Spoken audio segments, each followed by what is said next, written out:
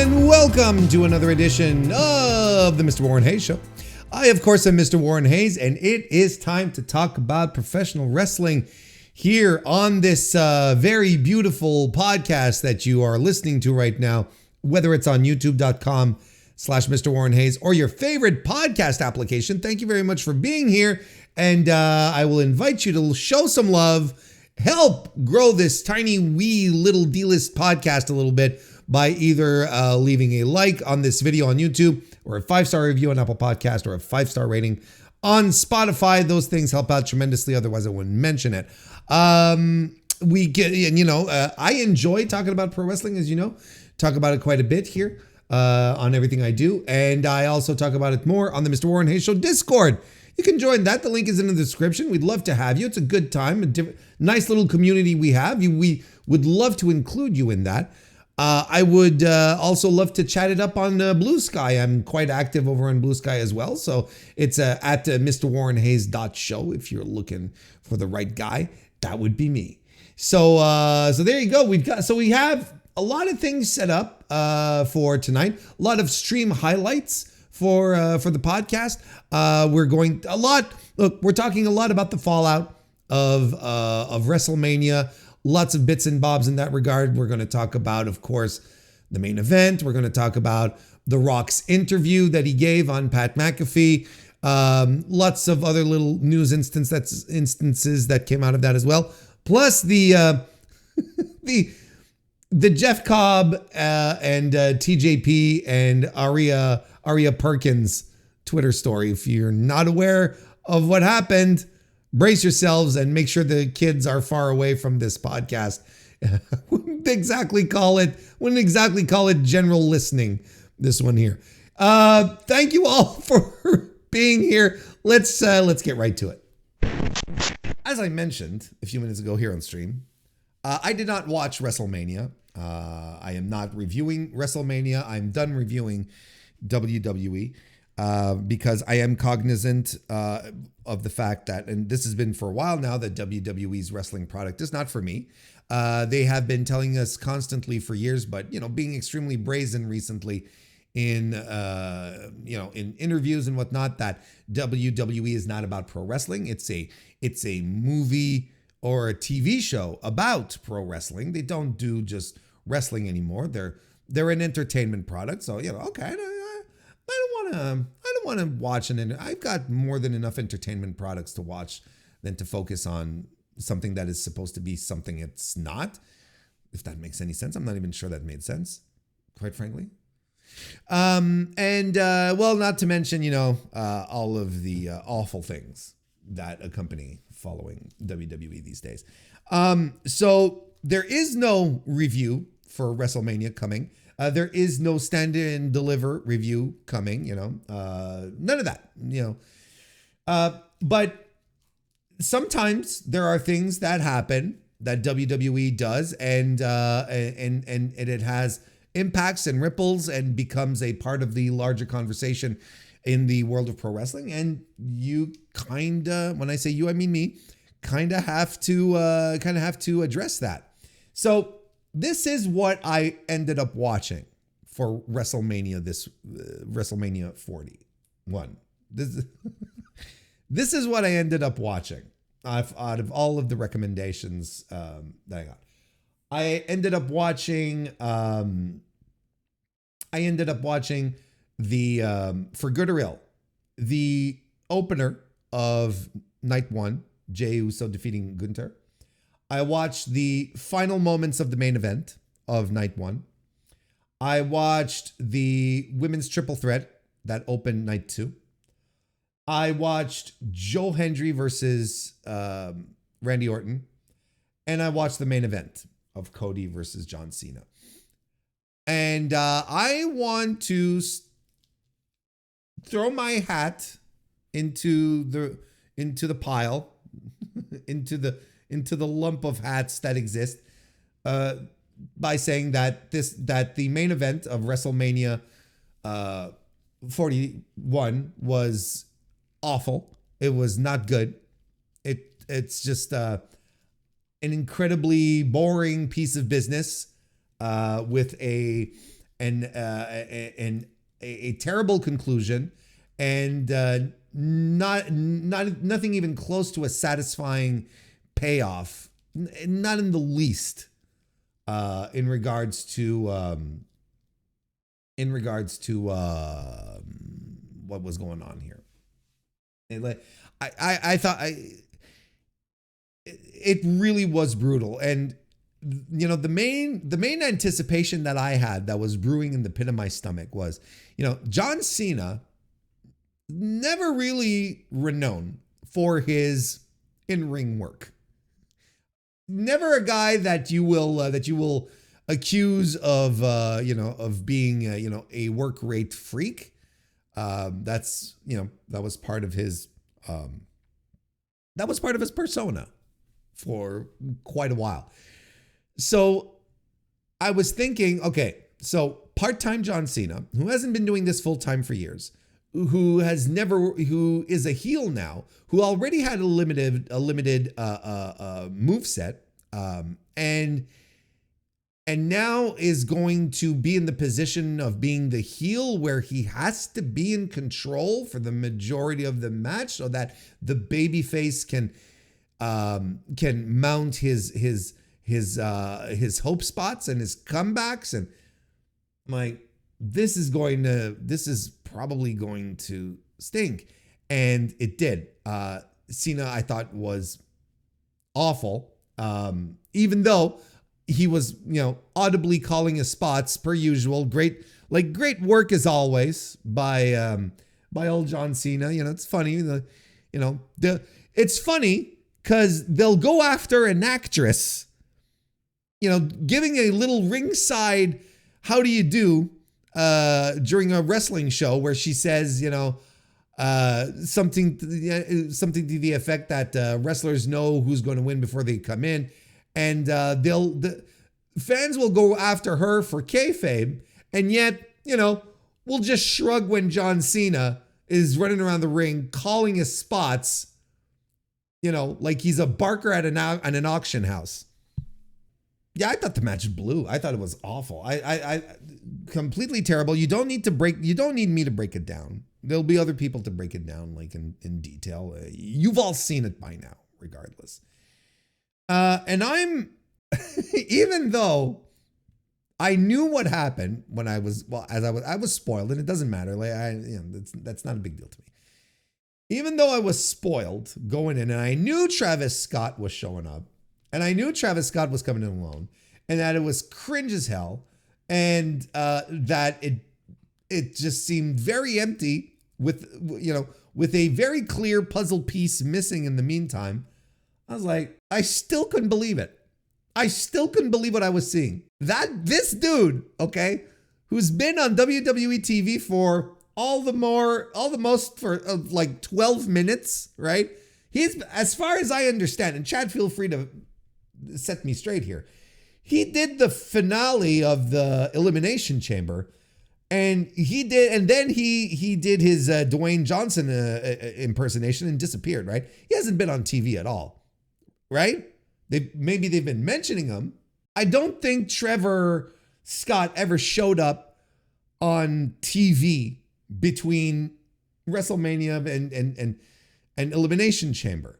And he shows up and he's walking to the ring like he's doing the slow walk. He's doing the Roman pace, the Rock pace, like he's this top tier superstar, and he's rubbing his gimmick belt. And I'm like, what is he doing? Why? First of all, why the fuck is he coming out with a prop? You fucking geek. What is this? It's a prop that, well, I know you didn't buy it, but that is available for like $899 on WWEshop.com. Like, it doesn't even matter. It's not even the real hardcore title. You twit, you absolute geek. And he's coming down with that, and he's slapping it. And I'm like, you're not a wrestler. What are you doing? What is this? You know? And he gets to the ring. He gets in, and then Well, he gets on the side and he does the thing, with jumping off and trying to hit Cody with the same slap that punctured Cody's eardrums. And I'm like, even if I knew it was happening, I could not believe it. It was so funny. It was so incredibly funny to me. Where the door is open, like Cody's on the ropes, and there's the ref bump, and he has no sense of urgency. He's just doing the superstar saunter to the ring. It's hilarious. And the thing happens, and Cena wins the title, like we had predicted here on the show. That we were pretty sure that was the direction they were going. Why? Well, because WWE sort of released John Cena's appearances beforehand. What shows he was going to pop it in on over the next few months. And I said it here. I said that looks like a championship scheduled to me. I mean, I wasn't surprised. What I was surprised at was how fucking bad this match was. Like, it was bad. It was bad. Like, we're talking sub 2 level. And the interference was nonsensical and putrid and stupid. And John Cena wins the title with a low blow. This title that had been lifted up for the past 2 years, 3 years, in the midst of a quest of one man to win this title, achieve what his father never achieved, and felt special. And now it's like, you know what? I think no one wants to boo John Cena. What do you think, chat? Do you think I'm right? After seeing the reactions that John Cena got in the ring for the main event, I'm like, no one wants to boo this guy. It's fucking John Cena. They want to be cheering for him. And you can absolutely 100% argue that they kind of were. At some point they were, I was like, are they booing Cody right now? Are they booing Cody? It's like AEW all over again, right? Anyway, the main event was awful. And it was awful. And it turned out that this WrestleMania was extremely subpar. That's the consensus. Again, I didn't see everything, but I feel is the consensus, and not just the consensus, like in my circles, or with the typical people that I converse and hang out with. I am seeing the WWE faithful losing their shit over this. I'm seeing people, losing faith. The staunchest defenders can't even find the proper arguments to do this, right? And you know who they are, and even the paid for commentators, the members of the family are still, they can't stand it. Hell, Ariel Helwani was here talking about how awful it was. Well, let's nuance this a little bit, because one of the things that I've seen quite a bit is how people are blaming The Rock for making this a bad WrestleMania. They're blaming The Rock because he didn't show up. Now, is it weird that he didn't show up? Absolutely 100%. 100% that it is extremely bizarre that he didn't show up, because he inserted himself into the build to WrestleMania. He inserted himself into this show so that he could be a part of it, doing the Cody, I need you to give me your soul, right? Stuff. And when Cody refused, it's John Cena that gave him his soul alongside, Travis Scott, the little trio, right? Let's think back at The Rock here for a second, okay? He shows up on the Netflix show. Here's what's wild, okay? Shows up on the Netflix show on the first night of Raw on Netflix and effectively ends all of his outstanding storylines, right? He makes peace with Warren. He never made peace with me. I didn't even know we were at war. He made peace with Roman. He made peace with Cody. He wrapped everything up. Then he went on the next night on the CW on NXT on the CW to sort of respond to the haters online. You remember that one where he was like, "Oh, people online have been saying this and that," and you're like, "What are you talking about?" And these were disjointed promos, and they weren't great, and they were like, well, anyway. And then he disappears. Then not a peep, nothing. And everyone is like, well, it's normal, right? Because he just wrapped up all of his stories. There's no one left for him to feud with. And then he shows back up at Elimination Chamber. We start hearing this, the dark areas of the internet start mumbling that Dwayne might be returning at Elimination Chamber, and he does, right? Well, before Elimination Chamber. He shows up and he starts building this thing with Cody. Like we said, Cody, you have to give me your soul, and I'm going to give it to the Elimination Chamber to make your decision. And then the turn happens, the big John Cena turn happens, all apparently orchestrated by The Rock. This was what the feud was supposed to mean, is that The Rock wanted Cody. The Rock wanted Cody to join him, to be his champion, to sell his soul, right? And when Cody refused, well, he had John Cena in the backup, right?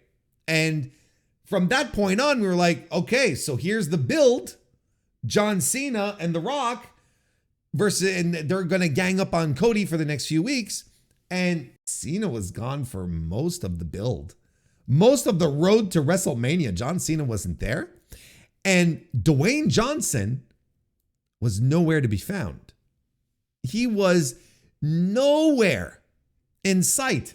And the fantastic thing is that everyone was expecting him to show up at WrestleMania because it just made sense. See the storyline through, but he didn't fucking show up. I would argue that there's some kind of backstage power grab here, okay? Because the initial plan for Cody, Dwayne's original idea, didn't work out. You remember this? It was the tweet that Dave Meltzer put out and has sort of became the narrative, and a lot of people sort of corroborated that this is what happened. I'll remind you what the tweet was from Dave here. This is what he wrote.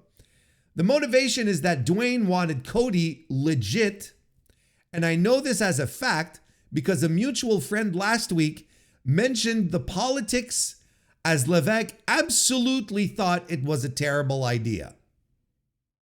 But in a fight with Dwayne, with Nick Khan, Nick as an arbiter, he being Triple H, loses every time.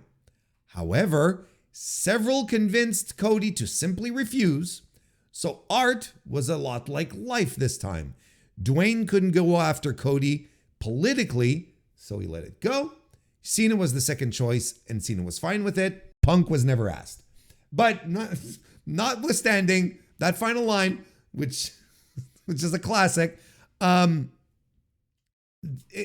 this was the situation that happened. Dwayne wanted his way, didn't get it because he didn't want to go after Cody. Probably saw that it was a very bad idea to do that. Didn't go after Cody, didn't push. They went for Cena, and Rock wasn't happy. So what did he do? He took his ball and went home. It hasn't been a good couple of years for Dwayne in positions of power. Makes a play for the DC universe, and he gets cross-checked into the side by James Gunn, and now this thing with Cody can't get his way. So even Meltzer recently, again in the lead up to WrestleMania, he said, I don't think they're changing, they being WWE, I don't think they're changing the story, but there's certainly a lot of political maneuvers that are going on. You've got different people who want to be in charge of the program and all have different ideas.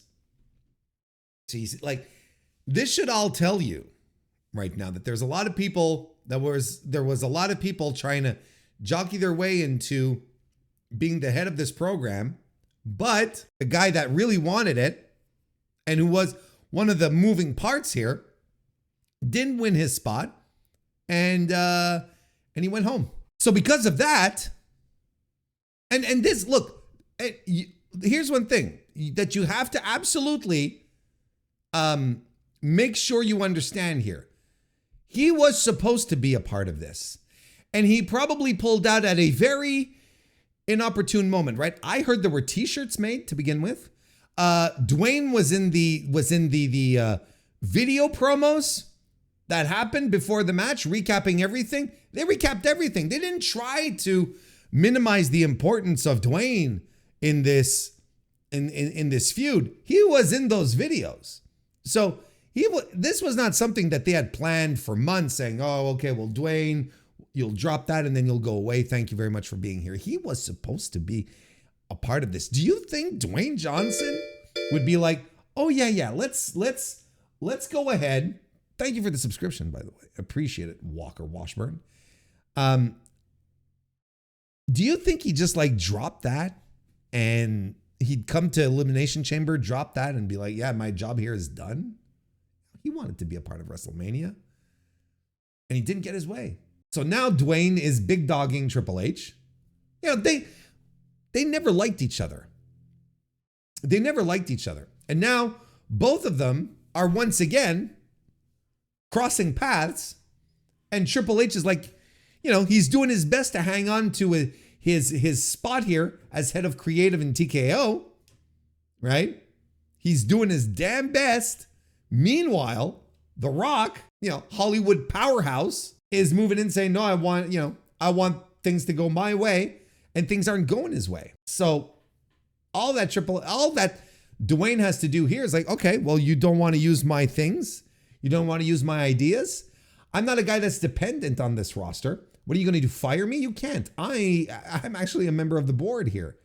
So I'll just take my stuff and leave. You don't want to book me again? That's fine. It's your product that's going to suffer, Paul. I'm sure there's a lot of this going on. But look, I can only imagine the power plays going on backstage right now. But the point is that, see, like I was saying, like there's people like Ariel Helwani who are coming out and are, you know, sort of spitting on it, but they all seem to be blaming The Rock for doing this. They all seem to be blaming Dwayne for the unfortunate situations that occurred at WrestleMania in the main event.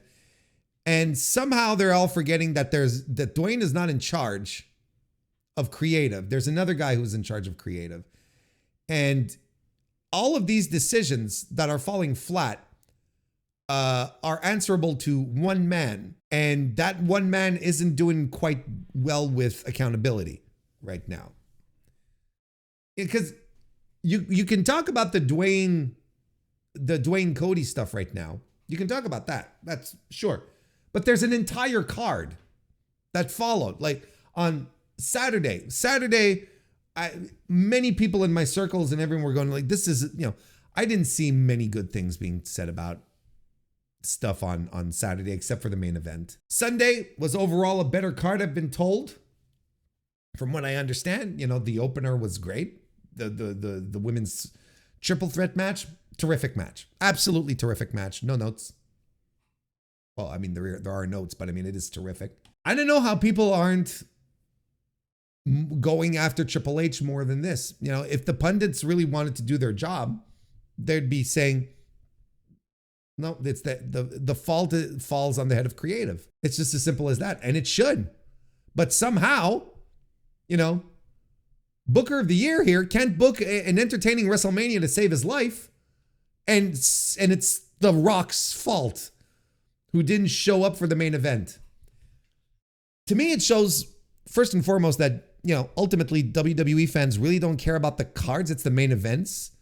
It's the main event story that counts. So, you know, the rest of the card could be shit, but they, you know, if they had a great main event that made them happy, they'd be giving this WrestleMania like a 9 out of 10, one of the greatest of all time. But somehow it's Dwayne's fault. It's Dwayne's fault that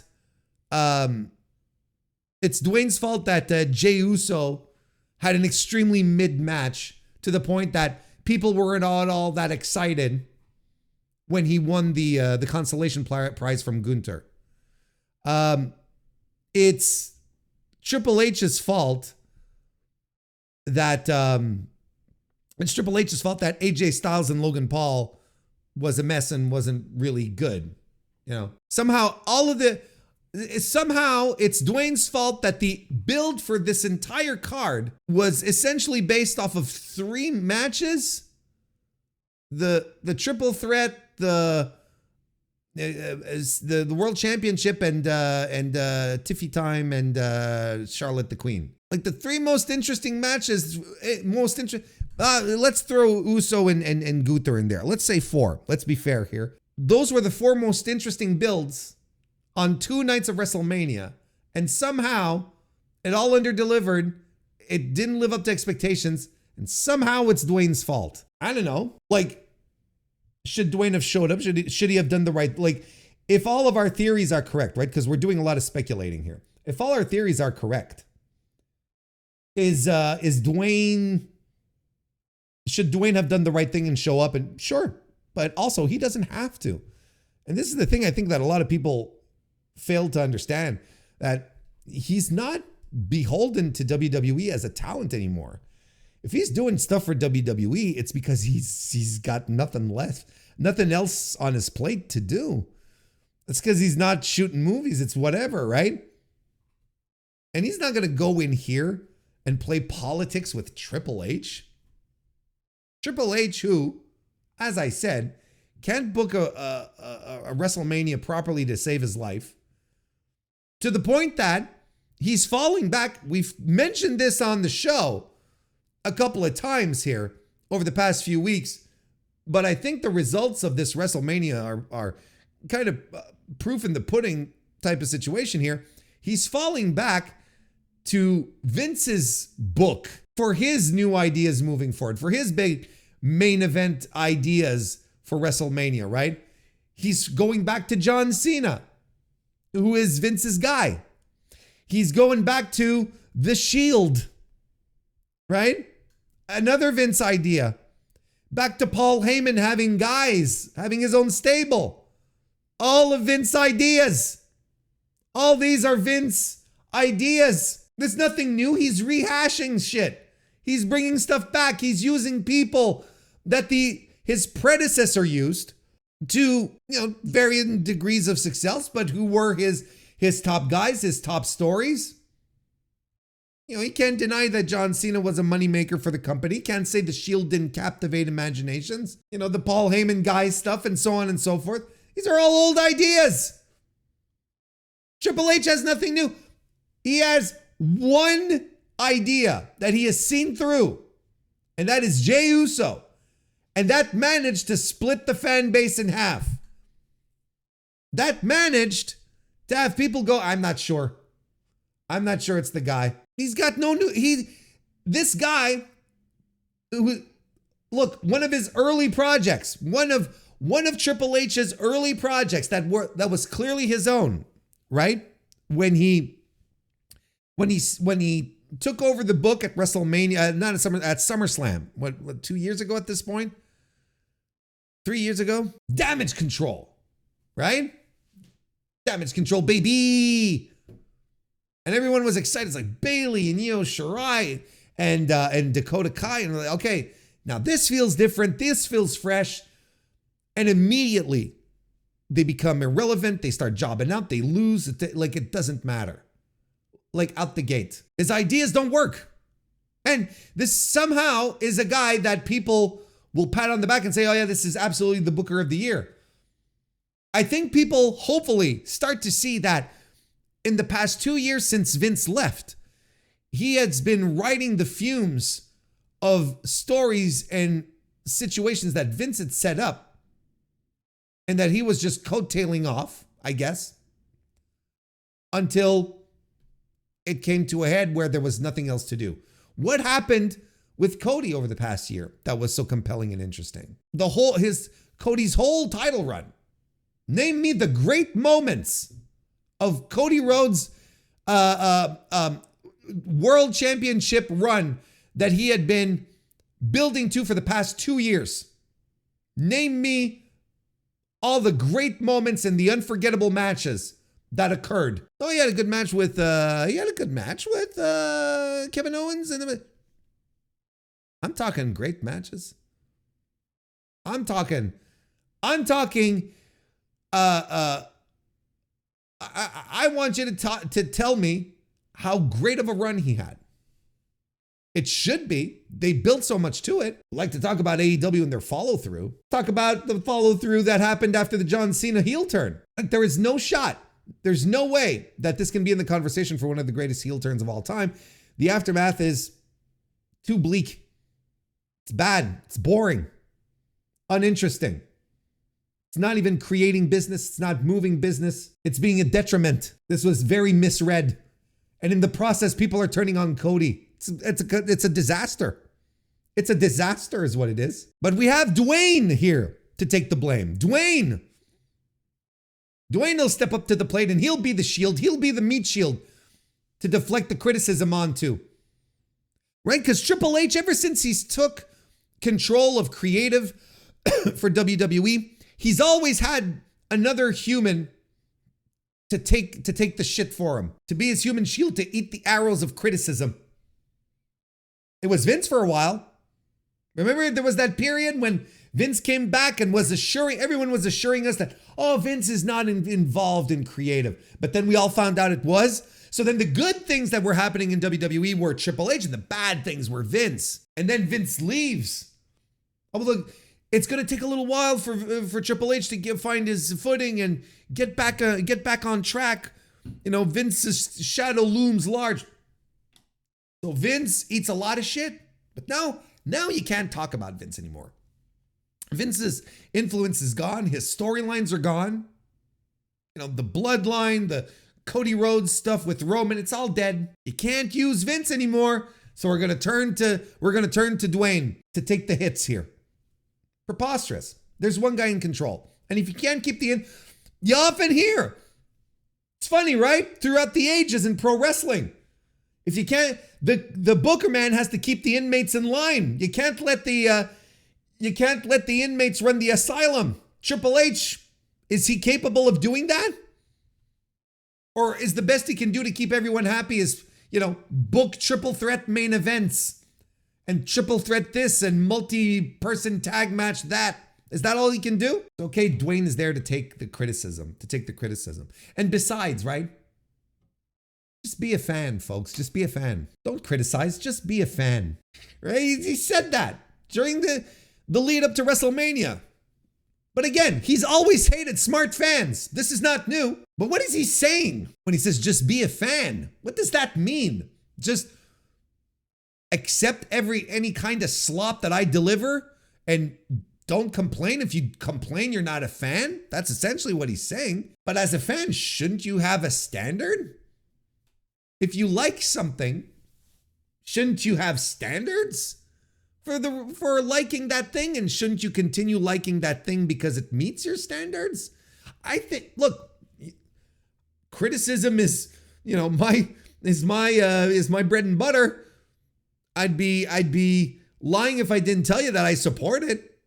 And I think it's important. You have to, and I believe, I've said this multiple times, but if you're new here, my mantra when it comes to criticism, something that an old prof in university told me once, and that I still hold true to it still rings true to me today, that true criticism, comes from a place of love. You will never criticize something you don't like, because you will be ignoring it. You'll move on. You'll pass away. You'll pass away. Yeah, right. You'll pass on to something else. Like, you'll move on, essentially. But when you love something, that's when the criticism becomes relevant and important. And I love pro wrestling. I don't do this because I hate it. And people who do that, that's not criticism. That's just like outright hatred and, maybe a tad of mental unwellness. Maybe just a smidge. Think of a movie critic. Think of a music critic. Anyone who criticizes any type of art, do you think they do that because they don't like going to the movies? Because they don't like listening to music? That doesn't make sense.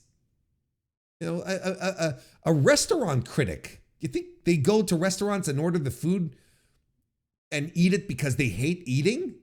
Because they hate food?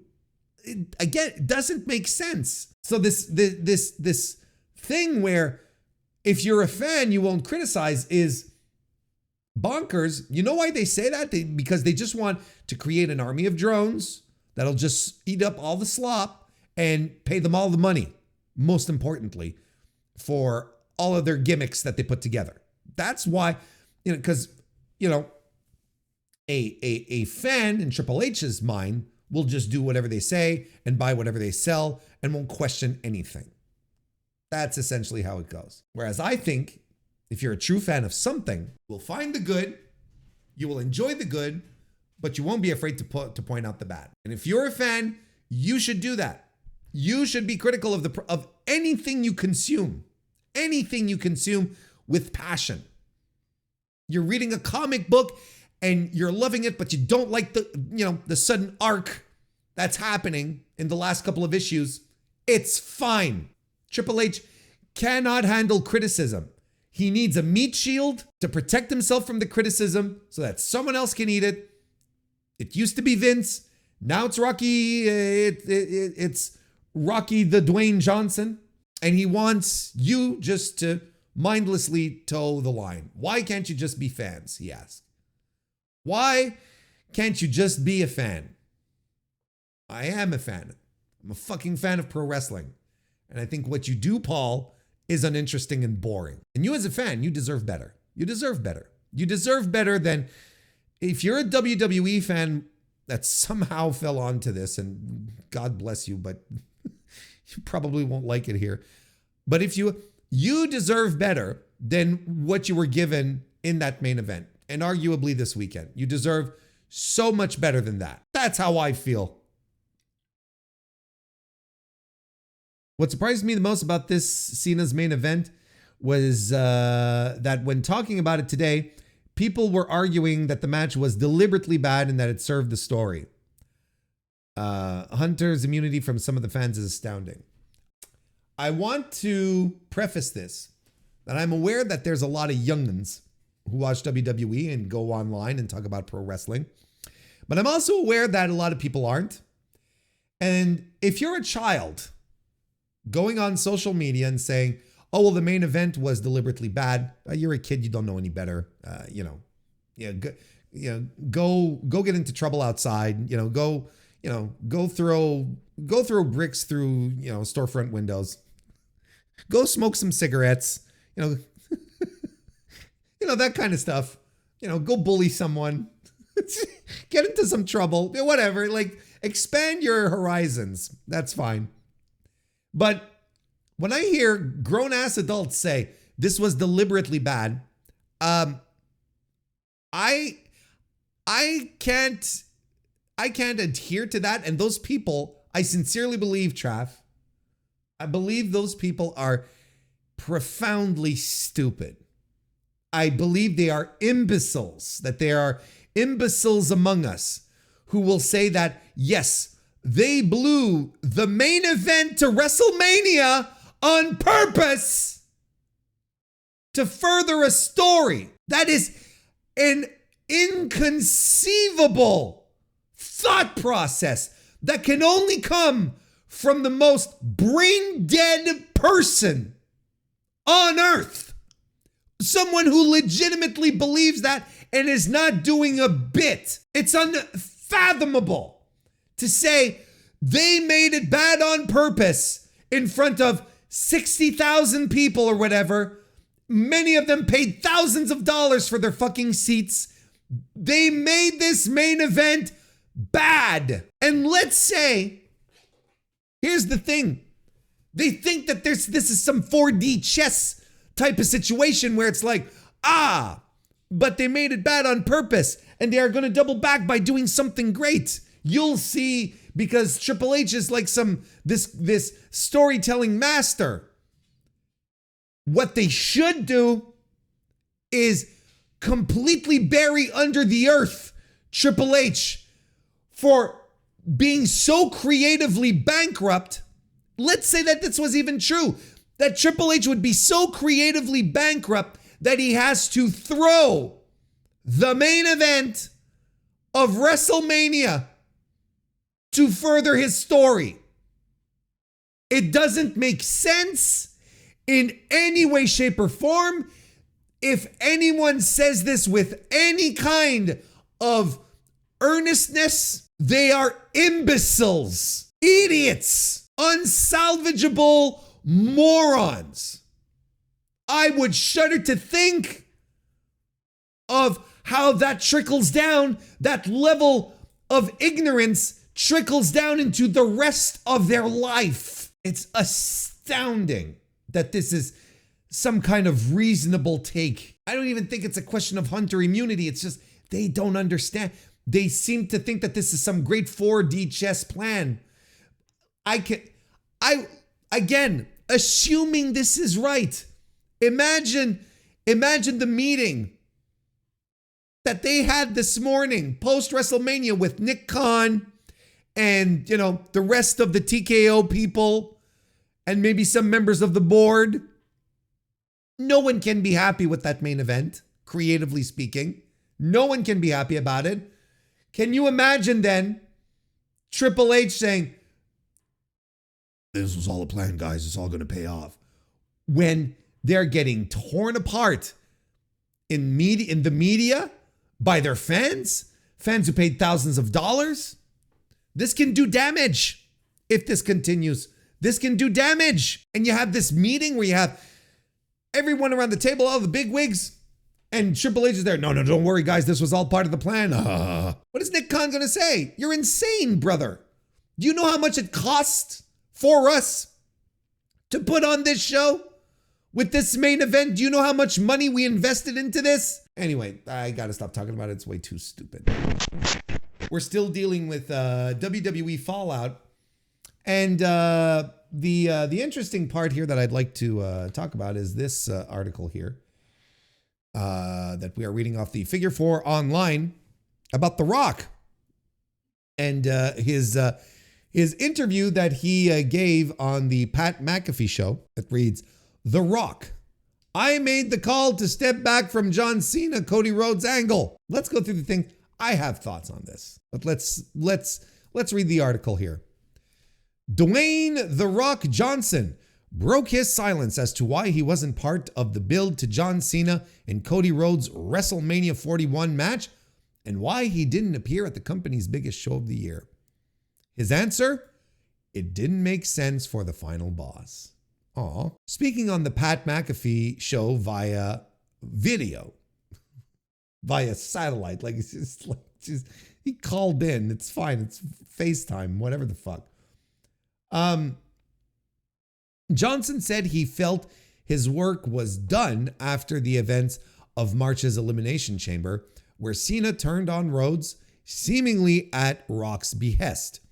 He said once the turn was made, it was up to Rhodes and Cena to build and crush, this was a quote, the story over the subsequent 6 weeks from Elimination Chamber to WrestleMania, and that he thought it wasn't a good idea for his final boss character to be involved. So it was up to Cody and Cena to build it up for 6 weeks, with Cena missing half of those weeks. So it was essentially all laid out for Cody to handle. When the plan was then put into place and executed, quote, I knew then the best thing for the final boss. We've established this idea with Cody's soul, and I can always come back with it.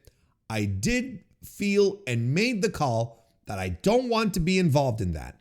Let the final boss step back into the shadows and let all the spotlight go to John. Let it go to Cody. Let's not make it about John's soul or Cody's soul. Let them do what they do, he said. Let's keep going. Let's keep going. He added, after Elimination Chamber, he called both men and said the final boss's work was done, and they pulled off the greatest angle in wrestling history other than Hulk Hogan turning heel. Let's continue. He said he loved the finish of the match, but that he would have, quote, adjusted and finessed, unquote, a few things about how they got there. He didn't expound on what those things would be. He said he could have been involved in the finish and is always open to conversations with TKO and WWE leadership. Questioned if he did that, quote unquote, where do we go? He also was cautious about his various other commitments he has, not wanting to overstep. Quote, why get involved in that finish when the spotlight could just be on, in my opinion, John 17, heel champion? What does 2025 look like if this man is saying he's going to ruin professional wrestling? That, to me, is the anchoring storyline, adding that they will go back to the soul storyline at some point. He noted Seth Rollins texted him that when it's time, his soul is for sale. He admitted he was surprised to see Travis Scott come out, but that he loved it, putting over Scott as someone who both loves wrestling and respects it. Quote, the moment I saw Travis, I knew that immediately amplifies the final boss. They, the fans, were waiting. He said with MacAfee, joking that he even thought The Rock was coming out and was texting with him about it.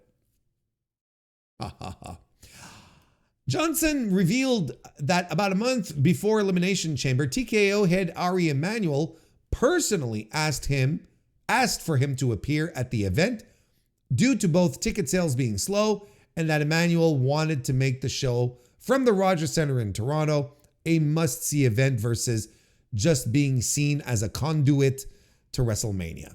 He said he had a phone call with Emmanuel, Nick Khan, and Paul Levesque about ideas, and later came back with the notion that the final boss doesn't want titles or money, but wants your soul. And again, what does it even mean? Anyway, let's continue. But wants your soul, and the idea of whether Rhodes would sell his soul to the character.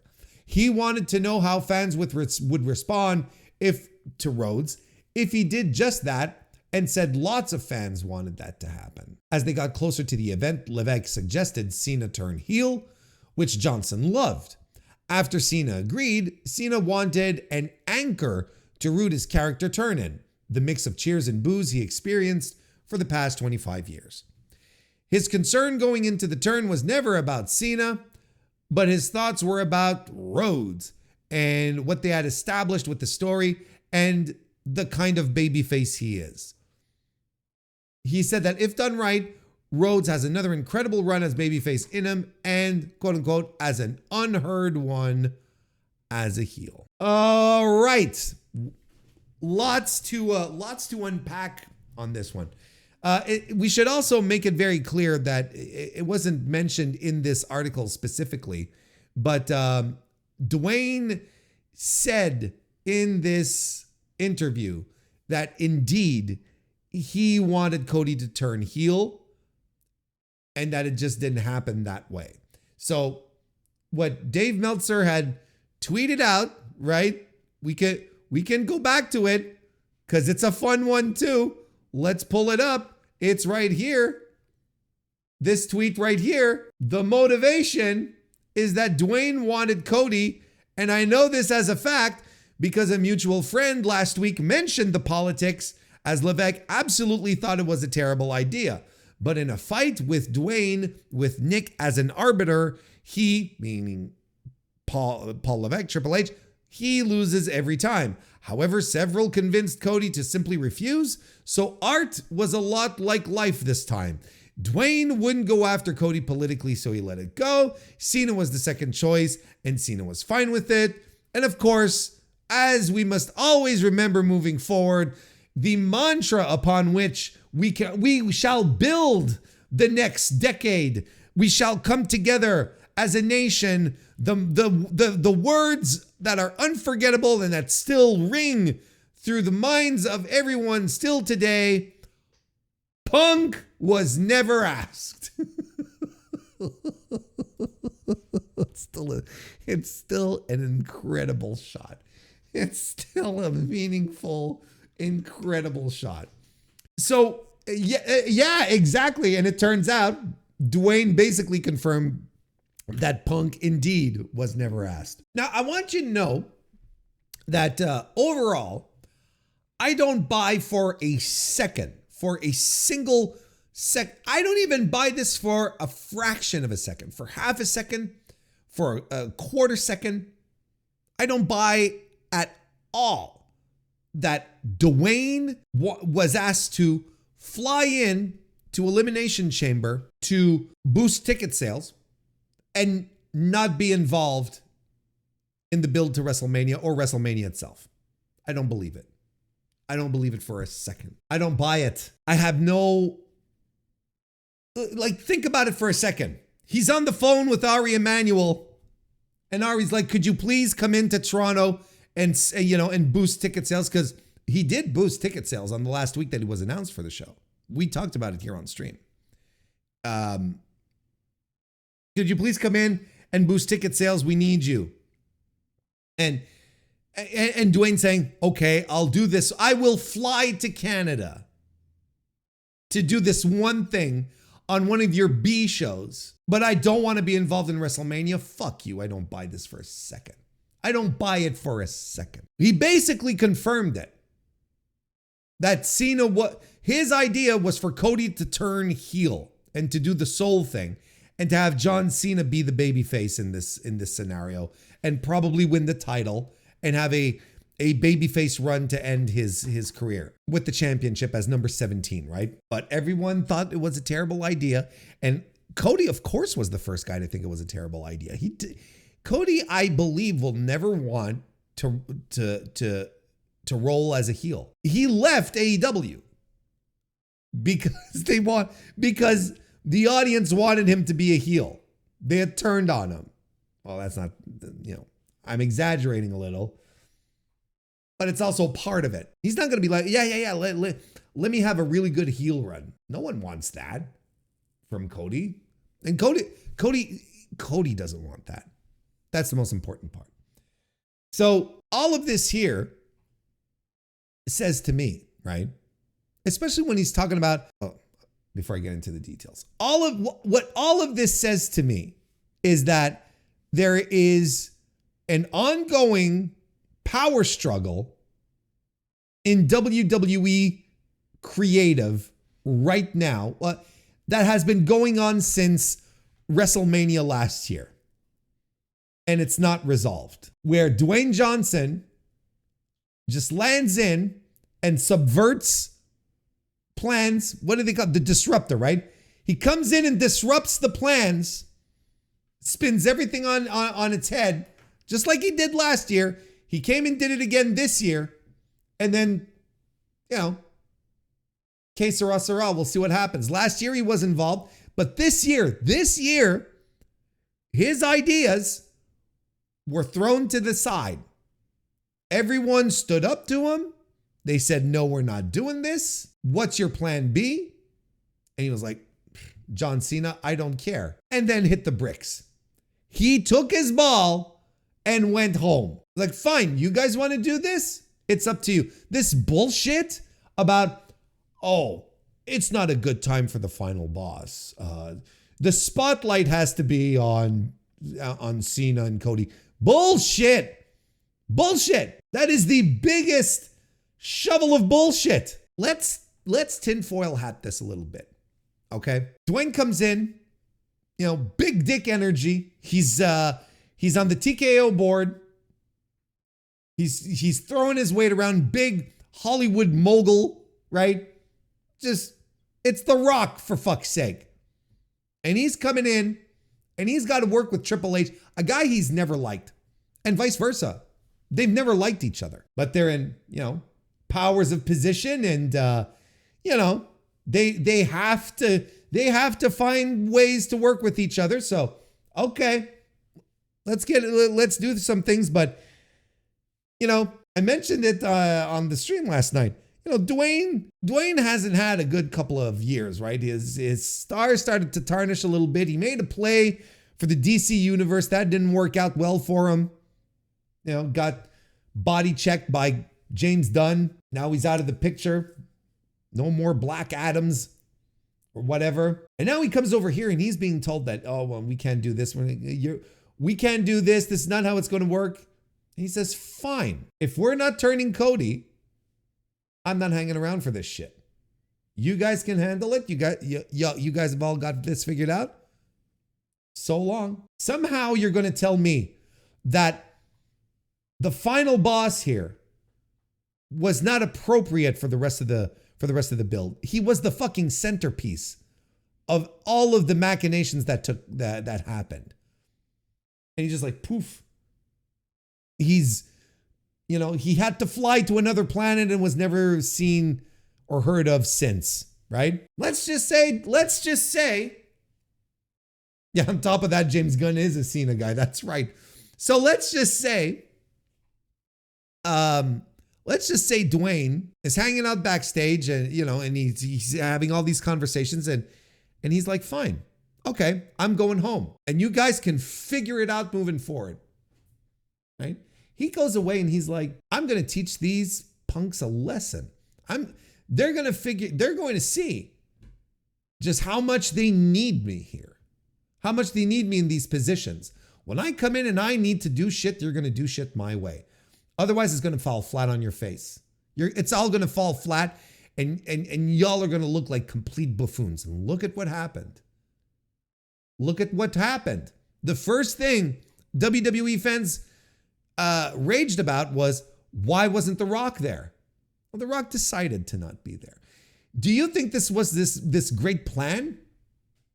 This great stratagem being put together that we were going to throw in Travis Scott in the spot of The Rock, a guy who's he hasn't even really wrestled, a guy that most of the audience doesn't give a shit about. And you could tell the Las Vegas crowd did not give a shit about him because they were expecting someone else.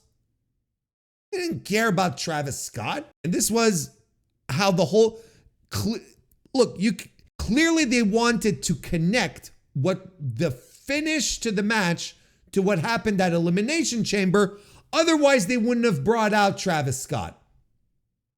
Otherwise, The Rock would have been there. I think this is a fairly last-minute decision from The Rock, just playing the game. Going, I don't know, maybe, and then last minute he goes, no. And do you know why I think this was a last-minute decision for The Rock to pull out and not be a part of WrestleMania? Do you know why? Because the video package that they ran before the main event just 100% recounted the entire story with a particular focus on The Rock and the whole soul thing and whatnot. That to me is a pretty big tell. You don't think WWE doesn't have the staff to whip together another video had this been truly like the path? Or did WWE have to do a video package that included The Rock because the rest of the build with John Cena and Cody alone stunk and there was nothing to highlight? You know what I think? I think we still have our tinfoil hats on here, folks, right? We're just spitballing. We're having a good time. It's Tuesday night. Yeah, they even had the t-shirts. That's true, chat. They even had The Rock has come back to Las Vegas t-shirts. Let's be real here. Let's not be fucking morons and pretend that this was planned all along. That the final boss was going to step away and let the spotlight shine on the two main guys.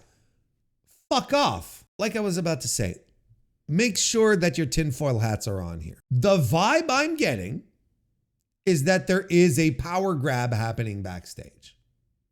And The Rock wanted to show that without him in these proper positions in this company, WWE stinks and doesn't live up to expectations. And he can point to the anger of fans, of the WWE faithful. He can point to all of the bot media who they themselves can't even bring themselves to defend the main event without looking like complete and utter shells, which I guess shows a modicum of integrity. Good for them. And look at, the global rankings for Netflix that, were released today, as they do every week. Neither nights 1 nor 2 charted in the top 10 global shows on Netflix. Yes, it excludes the United States. I understand that. Thank you. I'm talking globally. With all the countries that are in here, which include Canada and France and India now, right? Which was supposed to be the panacea, as every wrestling promotion in the history of wrestling has always believed. The show didn't even track internationally. And the word amongst WWE fans is that it wasn't a very good WrestleMania. You can go check on Cage Match. The rating is like under a 6. People were disappointed in the build. They made a lot of money. Most successful live event in the history of the company. But for the rest, just a mess. An utter failure. So Dwayne can look at all of this and go, maybe it's time we did some changes. Maybe it's time we sort of think of other ways to approach this sports entertainment stuff. Maybe with other people. I'm not saying that he would take over, but what I'm saying is that there's a power grab going on backstage. It feels like it. It really does feel like there's something up, creatively speaking. This is one thing we don't talk about anytime, anywhere, because it's a bit of a foreign alien concept. But the man who's booking WWE right now, Paul Levesque, he can be replaced. This isn't Vince. He's not Vince. Vince owned the company. He ran the company. Triple H doesn't run WWE. He makes sure the creative works. He makes sure that it's a good TV product or whatever. It's another guy who runs the company. It's another guy who has to answer to TKO and the board. Not Triple H, who sits down in those meetings and gets chewed out if things aren't going their way. You don't think Dwayne knows that? Paul is just an executive. He's just an executive, and he can be replaced. He can be demoted. He's been demoted before. Dwayne can appoint people. He can make suggestions. Ultimately, it's not his call, but you don't think there's people backstage who would line up in a second to fucking take Paul's job? You don't think a guy like Paul Heyman would jump at the opportunity to finally book the whole show? He was doing the Raw thing for a while, right? You don't think that guy would be there in a flash? You think he's not already politicking in that, in that way? Fuck. You don't think CM Punk would want that? That would be the ultimate victory. His two enemies, Vince McMahon, Paul Levesque, out, disgraced for different reasons, and he takes over their company. That would be the ultimate victory for Punk. Brian Gerwitz is there, like Chad is pointing out. Brian Gerwitz is there in Hunter's chair next Monday, and it only takes a couple of phone calls for it to happen. I 100% buy that too. We're not going to sit here and pretend that we can't sit here and pretend that Triple H's job is safe and secure. It's not a family-owned operation anymore. Vince, his father-in-law, is no longer running the company. He's just an executive. He's just a guy who can be put in that spot and taken out, just like the CFO of the company or the fucking director of internal purchasing. I don't know, whatever the fuck. The executives are expendable, I'm sorry to say. Now, the one thing, and I think someone in chat pointed it out too, is that these are all very poor creative decisions that have been made, but yet nonetheless, since WWE is successful and ran the most profitable, the most successful live event in the company's history, TKO is going to look at the numbers and they're going to be like, we don't give a shit. The problem that's going to happen is when the creative starts turning fans away, when TKO is no longer filling out arenas, when TKO can no longer go to a city and ask for site fees because they're like, well, the last time you came here, there was like 8,000 people in the building or whatever. I'm exaggerating, but I'm sure Dwayne is completely okay in playing a long game here. I don't think he's in a rush to expel anyone, but I think, I can absolutely see him making moves to deliberately sabotage one guy's performance so that he can ultimately get himself or someone close to him in power, or at the very least knock the other guy off. I can 100% see that happening. I don't think Dwayne is doing any of this by mistake. I think he's at a stage where he's like, nah, fuck all of these people. And next time you should listen to me. Look at how poorly the fans reacted. Look at how much we're getting trashed online. Look at the bad press that this is generating. Fans react poorly to the main event, In the meantime, like I said yesterday on stream, Paul Levesque has The Rock as his meat shield. Just like Paul had Vince for a while when things weren't going his way. Oh, Vince is in control, or, oh, these are all Vince decisions that we have to deal with, but eventually it'll get better. And now things are stinking and people are blaming The Rock. And maybe there's something to that, but you should be blaming Triple H because it's his creative. He's the guy who's held accountable. And if the guy who's in the position of being in charge of creative can't be held accountable because there's other people who are running rampant, well, that's unacceptable. You can't let The Rock come in and decide what to do when it's your show, right? You have to be a big, strong leader. You have to have a strong hand in leadership.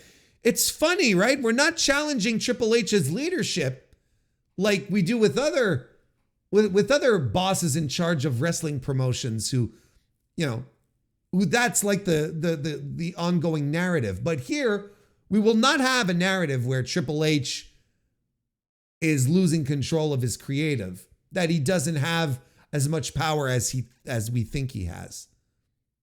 The guys on the flagship like to say that he's a middle manager because he's not the boss. He basically, calls the shots with his talent, with his staff, but he doesn't run the company. That's Nick Khan. And then the board members get involved and he has to bend the knee.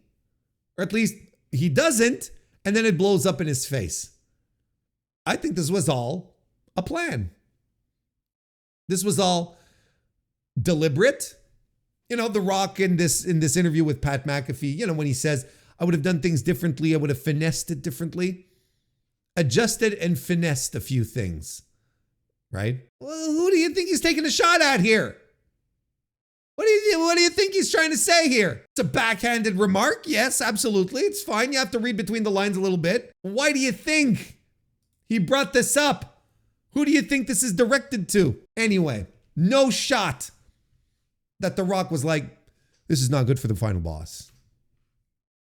I don't buy it.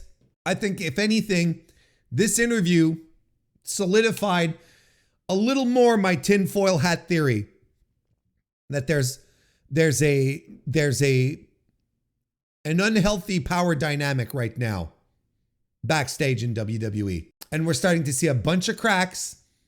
And you saw a bunch of cracks we heard about a bunch of cracks at the roast. They're showing more and more. Look, I want to emphasize, I don't think there's going to be like an immediate switch, but if business starts to flounder, the first place they're going to point to is creative.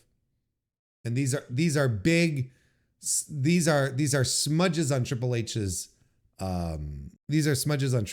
record right now. Joe Hendry is the other WrestleMania thing I want to talk about. Because look, yes, he showed up. The WWE Universe really, really love him. Big surprise. NXT champion, world champion, shows up with the title and effectively gets squashed and loses all of his heat afterwards, fighting Randy Orton. Randy Orton was just like, okay, let me crush this kid. That's essentially what happened. This was an extended squash. This is another thing you could try to spin in multiple ways, but if Joe Hendry, TNA World Champion, effectively got squashed, and then after the match, Randy Orton, you think he's gonna raise his arm? You think he's gonna give him the old pointeroo and say, "This is the guy"? Get on the microphone, put him over. No way, he eats an RKO. So not only does he get the shit beat out of him by Randy Orton in the ring, after the match, he doesn't even get his heat back. They don't even endorse him. Nothing. It's like he gets humiliated. He gets humiliated in front of 60,000 people and the millions watching at home. Look, here's the thing. Was this bad for TNA? I hear a lot of arguments. This is the right answer. This is the right answer. It continues to show that TNA are not on WWE's level. Not the main roster superstars at the very least. They're on the level of the sub-brand, on the NXT level with the new people or the people that we don't want on the main roster. They're on that level. And then some. Sometimes you wonder, It shows that TNA is a product that is beneath WWE, right? It's just as simple as that. Do you think these promotions work well with each other? Are you thinking that Randy Orton is going to run a program over in TNA where Joe Hendry is going to get his comeuppance? That Randy Orton is going to fly to Nashville or whatever the fuck and is going to challenge for the TNA World Championship? Do you really think that? Do you think that Triple H came up to him and said, "Hey, brother, I got a great idea. Tell me what you think. This is the pitch." And Randy Orton slapped his hands together, rubbed them together, and was like, "All right, pal." Takes a shot of his vape. "Let's go. Send me to TNA." Randy fucking Orton. Anyone who thinks this is delusional. You think these promotions work well with each other? Do you think does this seem like a fair partnership to you? Do you think the next step here, what is TNA getting in return? Do you think the next step here is Cody's going to go, well, not anymore, but do you think John Cena's going to go to TNA and get squashed by Eddie Edwards? Of course not, because it's a bad idea. And somehow we're saying this is good for Joe Hendry. Joe Hendry came across as a geek. Oh, there were so many eyeballs on him, so much exposure. Yeah, 60,000 people and the millions watching at home, seeing Joe Hendry get treated like an absolute jabroni. And he's supposed to be a world champion. Who the hell is going to say, TNA, full of champions, and they all look like morons now. You all see what's happening here. TNA's bending the knee. They're bending the knee to the real master. They're playing, they just like, yes, we will do whatever you want. It is your needs before ours. What Triple H wanted when KO had to be taken out of the match was he wanted to pop. So I said, what can we do for a pop? Oh, let's get Joe Hendry. The WWE universe really likes Joe Hendry. And bring him in and Randy Orton's like, I'm not wrestling this kid. Who is this guy? He sings? The fuck is this geek? But there's no point in getting too upset, folks. Because here's the real ticket. I told you this was the right answer here that I was giving you. And this was the lead up to the right answer. The right answer is this good for TNA? The answer is it doesn't matter. It doesn't matter because Joe Hendry is going to be leaving for WWE the minute his deal was up. This was good for Joe Hendry. And it doesn't matter for TNA because most of the WWE universe and the people watching at home and who were in the stadium have already forgotten about TNA. They've already forgotten about it. It doesn't matter. None of it matters. And eventually Joe Hendry, in a couple of months, he's gonna show up in WWE, and people are gonna be like, it's tremendous, it's great. Like it's preordained. Everyone's seeing it coming. You have to be a goofball to think that he's staying in TNA. This is the stepping stone that Hendry has been waiting for years. And the TNA office, they're gonna realize once he's gone that this was a mistake. Because they have no big personalities left in that company to carry that brand, except maybe the Hardys. When the biggest acts in TNA right now weren't even built by TNA. Hardys were built by WWE, of course, and Hendry did it all by himself. He did it all by himself. It's all out of pocket stuff. It's all him learning how to edit films and put things together, and then he comes and because he's been on the mid card for so long in this company, he just arrive with his thumb drive and give it to production and say, hey, play this, and be like, okay, cool, and that's it. And then that would be the gist of it. Like, it's legitimately fascinating to me. It's legitimately fascinating to me how people seem to think that this is like this great boon that only serves Joe Hendry. And if there is ever a follow-up to this, ever a follow-up to what happened at WrestleMania, it's going to be when both these guys are Orton and Hendry are both main roster WWE superstars. If Joe Hendry goes into NXT, he's not challenging Randy Orton to come fight him, or he's not going. It's going to be when both guys are on a main roster card. Then maybe we'll revisit this moment. But for the time being, look, in the history of pro wrestling, there has never been a promotion that has benefited from their champion being set out into a main event again in a cross-promotional match where they get beaten into oblivion. There's never been a moment of that has been successful. There's never been an instance that it has been successful, that it's made money for that promotion. It was a bad decision by TNA. TNA that was resistant of sending Joe Hendry to do jobs in WWE. Now that the guys who were protective of all of that are gone, the people in charge is like, all right, let's go. Send them to the Masters. Let's bend the knee.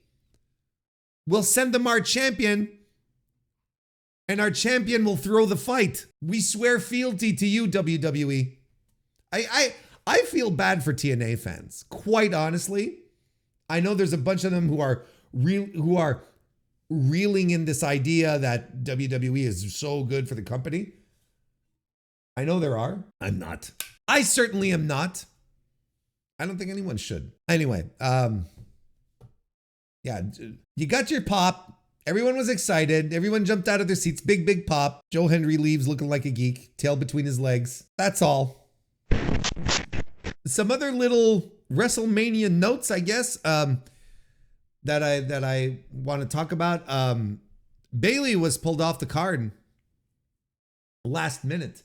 I think it started making the rounds on Saturday. She was pulled off the card for no apparent reason. They said that she had been they kayfabed it, right? She got injured, but she's not really injured. She was pulled off the card, so Lyra was going to go into the match with a mystery partner. Everyone suspected it was Becky Lynch, and then it's Becky Lynch, and now Becky Lynch has turned on Lyra.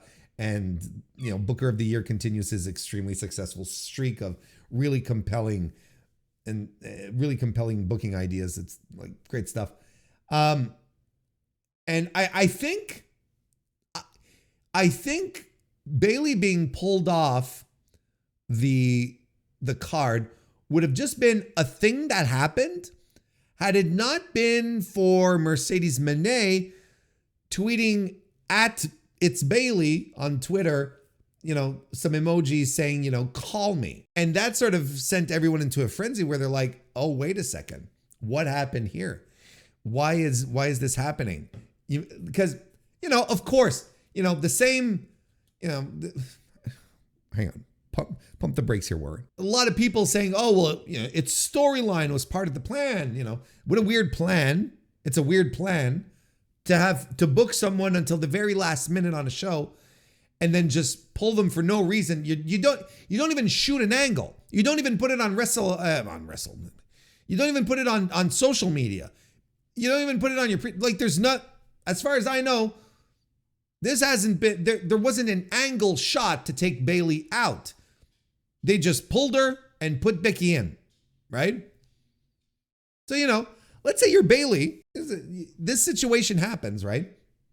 And you're Bayley, and this happens, and you have a very uneven relationship with WrestleMania. For a long time, you had never had a singles match for WrestleMania. Year after year, and you're a good soldier.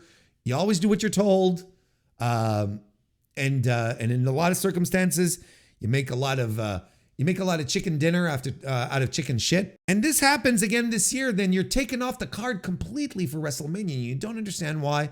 And you sort of text your best friend in the business and say, just got pulled off. This pisses me off. And your best friend goes, okay, I got you. And then tweets out, it's Bayley. Hey, call me. Again, this would completely be, this would fly 100% under the radar if Mercedes Moné had not tweeted it, and she knew exactly what she was doing. She wanted us to talk about this. And I'm going to talk about this because this is fucking great content. What are you talking about?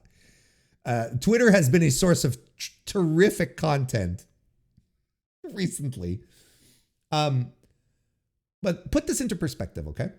Mercedes put that out, not only for people to start talking about it, but, maybe add a little leverage to Bayley. Look, I don't know what her contract situation is, but maybe this will add a little leverage, right? If you're going to be benched on WrestleMania, well, at the very least, you can pay me more. Or maybe a little something that you can throw onto Tony Khan's setup, right? And say, hey, look at this. Isn't this interesting? I always feel like we have to start back really, really far in time when I have to be critical about a wrestler I like and a lot of people like. I've always been a big Bayley fan. Loved Bayley in NXT. I really saw great things for her on the main roster as a babyface, but Vince didn't know how to handle her. So, she ended up, in these things with Alexa Bliss, where Alexa Bliss would accuse her of never kissing a boy and all this stupid fucking nonsense, right? But, the Bayley heel turn did tremendous for her. I never thought it would work, but it ended up doing it.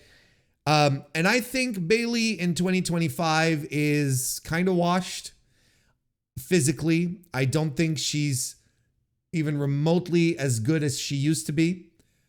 She's she's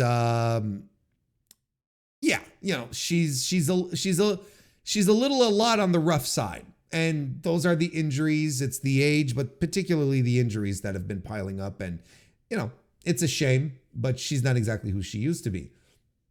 Nevertheless, if I'm Tony Khan and Bayley becomes available on the market, she would be one of a very select few WWE people that I would kick the tires on, bring in, and see what we can do.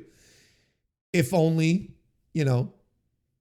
if only because Mercedes Moné would have her best friend there, and you make Mercedes happy. She wants to stick around for a while. I think these are little things you can plan to make sure that when contract season comes around, Mercedes isn't hightailing back to the Fed. She sticks around a little more. Because I think Mercedes has been doing fantastic work for the past year or so. Not a year, maybe 8 months, 7 to 8 months, something like that. Been doing fantastic work, and Bayley's a name, she's a name. She's a legitimate name in the company and in wrestling. So, it's not as if you're bringing in, no disrespect, Nixon Newell. You're bringing in It's Bayley. I think that would work. That'd be very good, actually. That would be very, very good. So I'm like, all right, all very interesting stuff. Yeah, it gets you thinking, but is it going to happen? Look, is it going to happen or not? Look, it could be just Mercedes trolling, but it could very well be Mercedes putting out something in defense of her friend. Did Becky Lynch decide that she was coming back and she power played into that spot? That's entirely possible too. No, I'm ready. Turns out I am ready to go for WrestleMania. Thanks for keeping my seat warm, Bayley. But there's no way this was planned. I don't believe it. I really don't believe it. We talked a little about it last night on stream, but again, this fallout is continuing. There's more information coming out directly from Bayley's mouth on top of that regarding her time in WWE, she says that she has a year and a half left on her WWE contract. Now, yesterday, we mentioned, when I was just recapping events that happened in and around WWE, we talked about Bayley a little bit. We talked about how Bayley wouldn't have, Bayley being pulled from WrestleMania would not have made that big a stink had it not been for Mercedes Moné tweeting out, "Hey, Bayley, call me," with some emojis, right?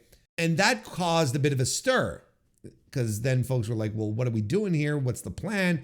And you could tell it was a slapdash, half thought out plan because of Raw last night when, we're not recapping this. You know what I'm talking about. So we questioned, what exactly do you do with Bayley? And we had a little talk about that and we had some fun. But she appeared on a new episode of the Chris Van Vliet show.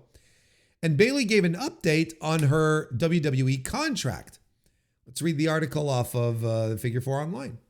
Bayley told Van Vliet that she has a year and a half left on her current WWE contract. When she was younger, Bayley thought she would only be able to wrestle until she was 35. But she's now reached that age and realizes she can still keep competing. She has not set a time frame for when she will step away from the ring. This is the quote here. When I was younger, because women didn't wrestle as long as we're doing it now, like Trish and Lita, if you think about it, they were everyone's heroes. They were my heroes. And they only did it like 6-7 years with WWE. And we're on top for 3 years or something. So to me, that was always in my head. But now you look at Natty, who's been here forever. I just wrestled her on April 11 and just incredible in the ring. Just one of one, and everything that she brings to it, not just in the ring, but her experience. And we really need that in the locker room.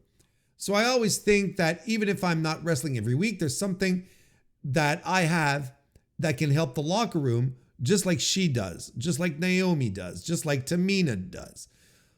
But when I was younger, I always said, all right, 35 would be my cutoff because in my opinion, guys can go forever, but it's not that cute when you're a woman and you're 35. But now I'm 35, I'm just like, oh, we're all way past that. And we're still main eventing. We're still doing red carpets. We're still doing all this stuff. People still care about us. They still care about us. So that's changed my mindset. Not a great quote, but context. Bayley said she's always dreamed of opening her own wrestling school and wants to do that while she's still active in WWE. Whenever she does step away, Bayley believes WWE will be in good hands with so many talented women on the rise. I have a year and a half left on this current contract, so we'll see what happens then. And then what? Man, I don't know. I think I've done everything I really wanted to do. I think I've done everything I really want to do. Not everything. There's still a lot I want to get done, but done so much with WWE, and I've been here already for 12 years, and there's like a huge wave of women coming in that I think are ready to take over and ready to be in those spots. Kind of sounds like someone who's setting the table for a departure.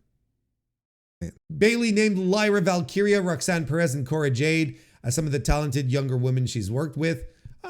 Good for Bayley. Clearly she does not have an eye for talent.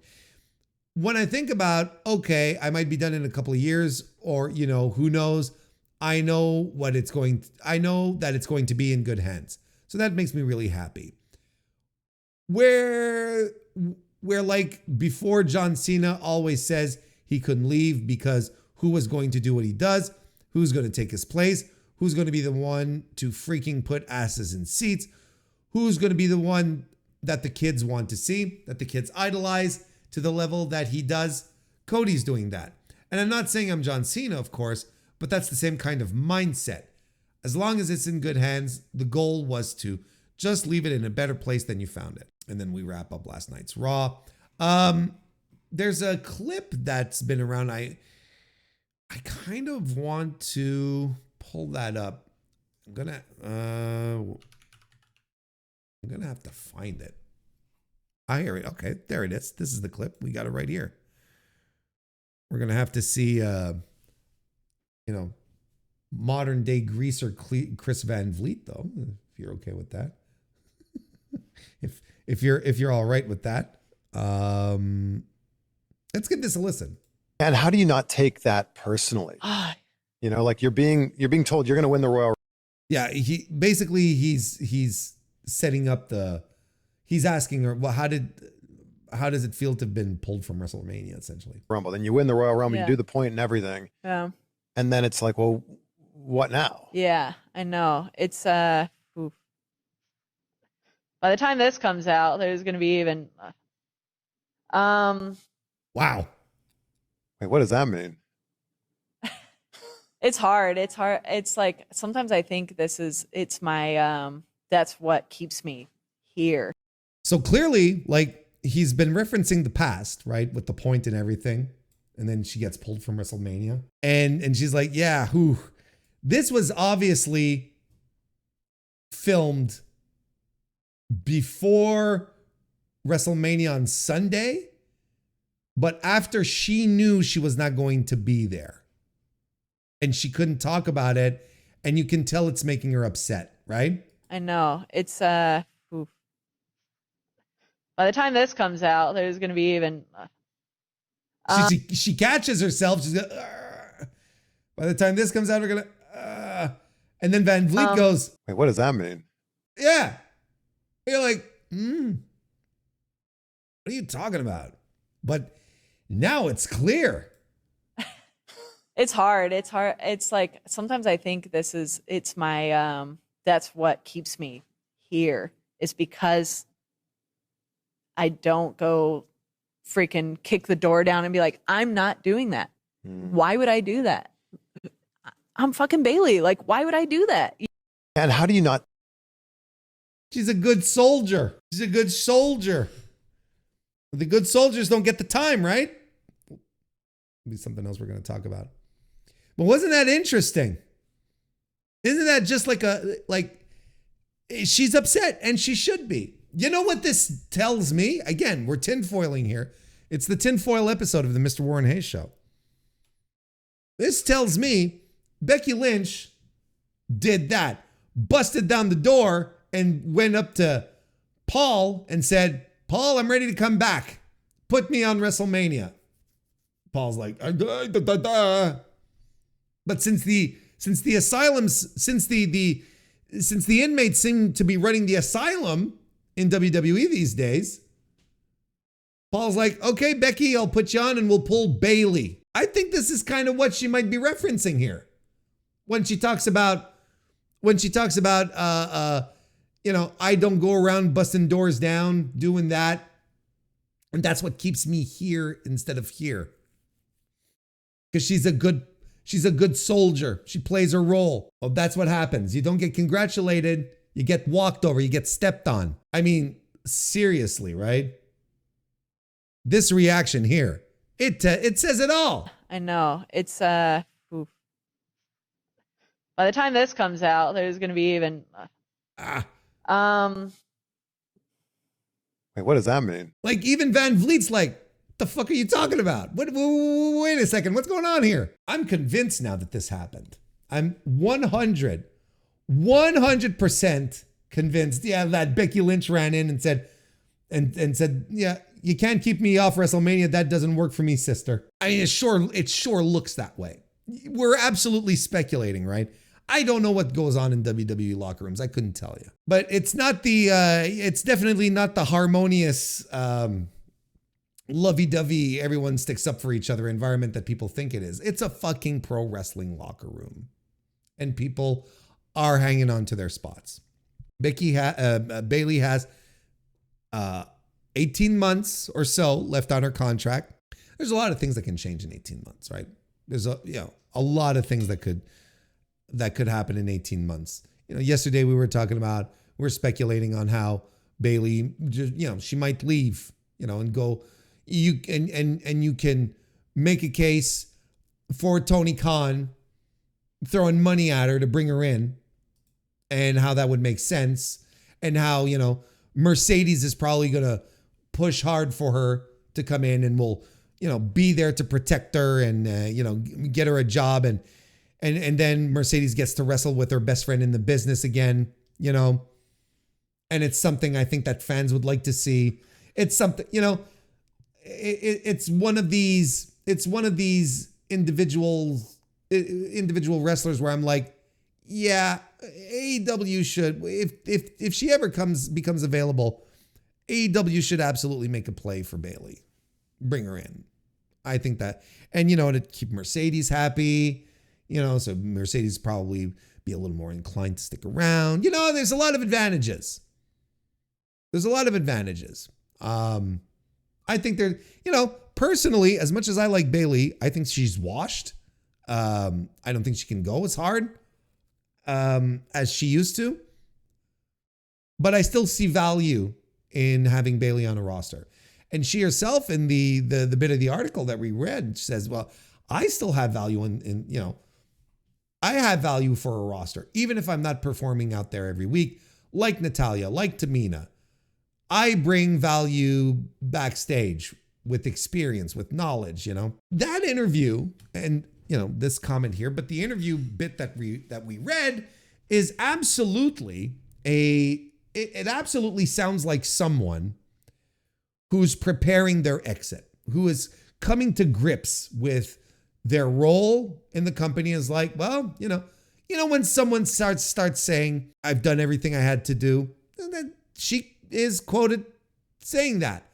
It's something that we as analysts and pundits and, weirdo goofballs say often when someone is leaving a company, not unlike Jeff Cobb.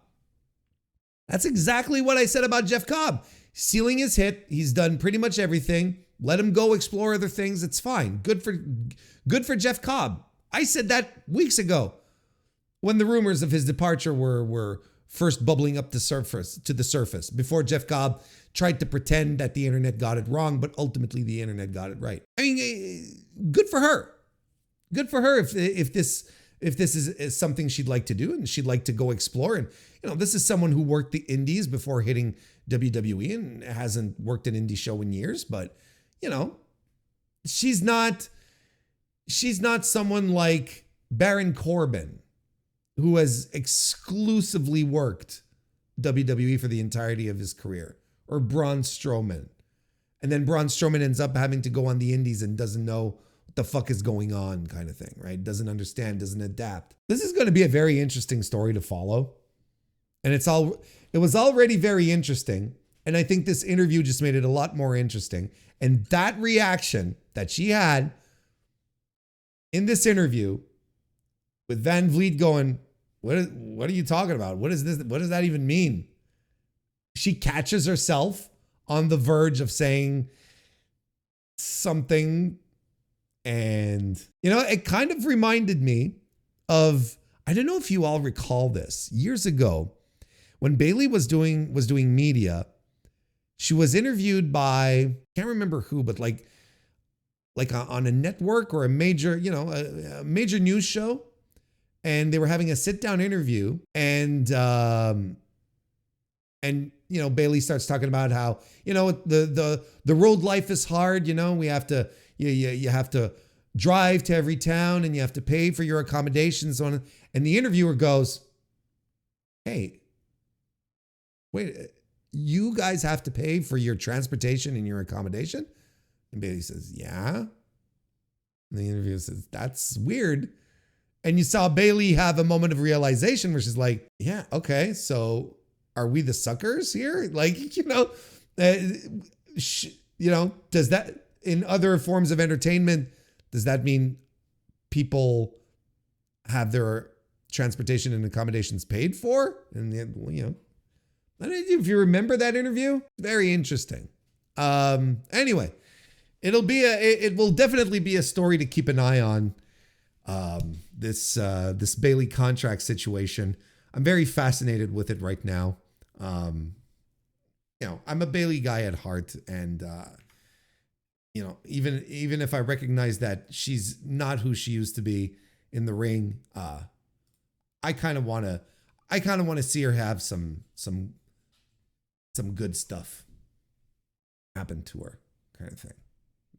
Makes sense, right? You wish for the best for things and people you like, right? Right, exactly. During the WrestleMania pre-show on Saturday, it was sprung out of nowhere, just like without any forewarning, just a complete blindsided announcement that WWE had acquired the Mexican Lucha Libre promotion, AAA. If you want full, detailed, proper coverage of everything that's going to happen in regards to the acquisition of AAA by WWE, I highly suggest you seek out Lucha Blog, either on Blue Sky, on Twitter, or better yet, follow his blog. You can Google for it, and it's Lucha Blog. Because Cubs Fan is going to give you the most insightful, accurate, well-informed coverage in regards to this sale, because that's what Cubs does. He's a Lucha Libre expert, follows it, provides analysis. He's terrific. That's, in my past year that I've been getting more and more into CMLL, Lucha Blog has been an invaluable resource for me to really get the vibe, understand what's going on, who the players are, and so on and so forth. So it's been invaluable to me. It'll be invaluable to you in this circumstance, and it's going to be invaluable to me as well as we move forward, because he's absolutely going to be a resource. So they announced the acquisition. They had AAA talent appear on the pre-show alongside with some of the lucha talent that WWE has acquired over the years as well. They were there, and no financial details were disclosed or structured. In fact, if I'm not mistaken, let me get this over here. I believe did I not bookmark it? I believe I did not. Oh well. But it it would appear that that the sale is going to be finalized at the end of the month, I think. So they're the sale isn't final. They're still they still have some elements to hammer out, but that's why there haven't been any details that have been released, because it hasn't been announced. It hasn't been finalized just yet. Paul Levesque stated, I think it's at the press conference, I don't quite remember, it doesn't matter, but he stated publicly that he plans to maintain AAA's identity as and its vision of traditional lucha libre, while supporting it with WWE resources, which is funny because, again, I might be just starting, still fresh on my dives into Lucha Libre, but even I know as a relative newbie that AAA is not quote unquote traditional Lucha Libre. AAA was put together sort of to kind of counteract EMLLs, which became CMLL, which is the more tradition-based Lucha Libre. They wanted to create AAA to have a space that resembled maybe a little more what was happening in the WWF, and there was stuff in Argentina as well that was an influence on them. So, a little more spectacle, more story, less of the traditional type of Lucha Libre. So it was actually, a renegade brand. And it's, to say that he wants to preserve traditional Lucha Libre, well, I guess I'm not sure what he means. Does he mean all the wrestlers get to keep their masks? Ain't that sweet?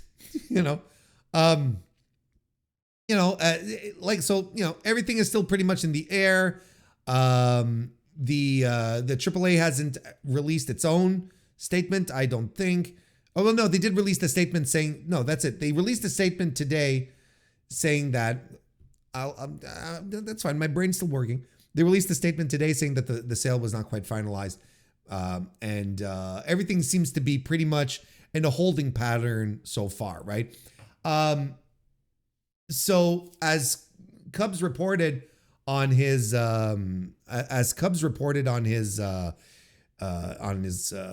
blog post, he said that AAA, this is going to be really difficult.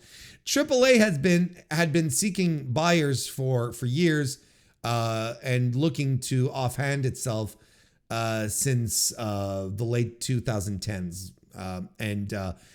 The COVID-19 pandemic really hit them hard. They did a lot of layoffs. Pay periods had been missed.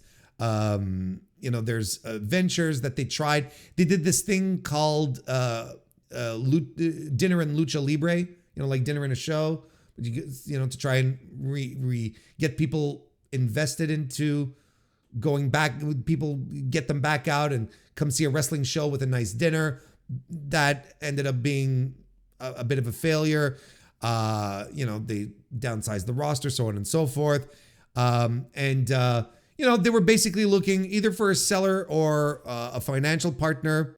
And over the past, this is again, Lucha blog that pointed this out, because I don't partake much into AAA because the product stinks. The storylines that it had been doing like over the past year or so, maybe even a little more, always had something to do with an upcoming sale, right? And the most recent example being JBL. Now, a lot of people straight off the bat are like, well, why are they buying AAA? We're going to start seeing crossover. We're going to see, Vikingo is going to be up on the roster. What about Alberto El Patron? There's people that are going to walk out of the company because Alberto's coming back in, and I'm like, brother, okay, listen, come on now. Let's not get carried away. There's, I'm not trying to defend Alberto the boss, but there are a lot of people still hanging around that company despite all the already really despicable things that are happening that have not decided to leave. So I don't think Alberto's going to be a straw breaking any backs of any camels, if you get my drift. So, essentially the feeling, especially after talking to some people in my circles and whatnot, it makes a lot of sense. Smart people. The idea here is that AAA is buying assets and penetration in the Mexican market, contacts, media contacts, event contacts, stuff like that WWE could never manage to make on their own, that they've been trying for years, but now they're going to have an easy way in with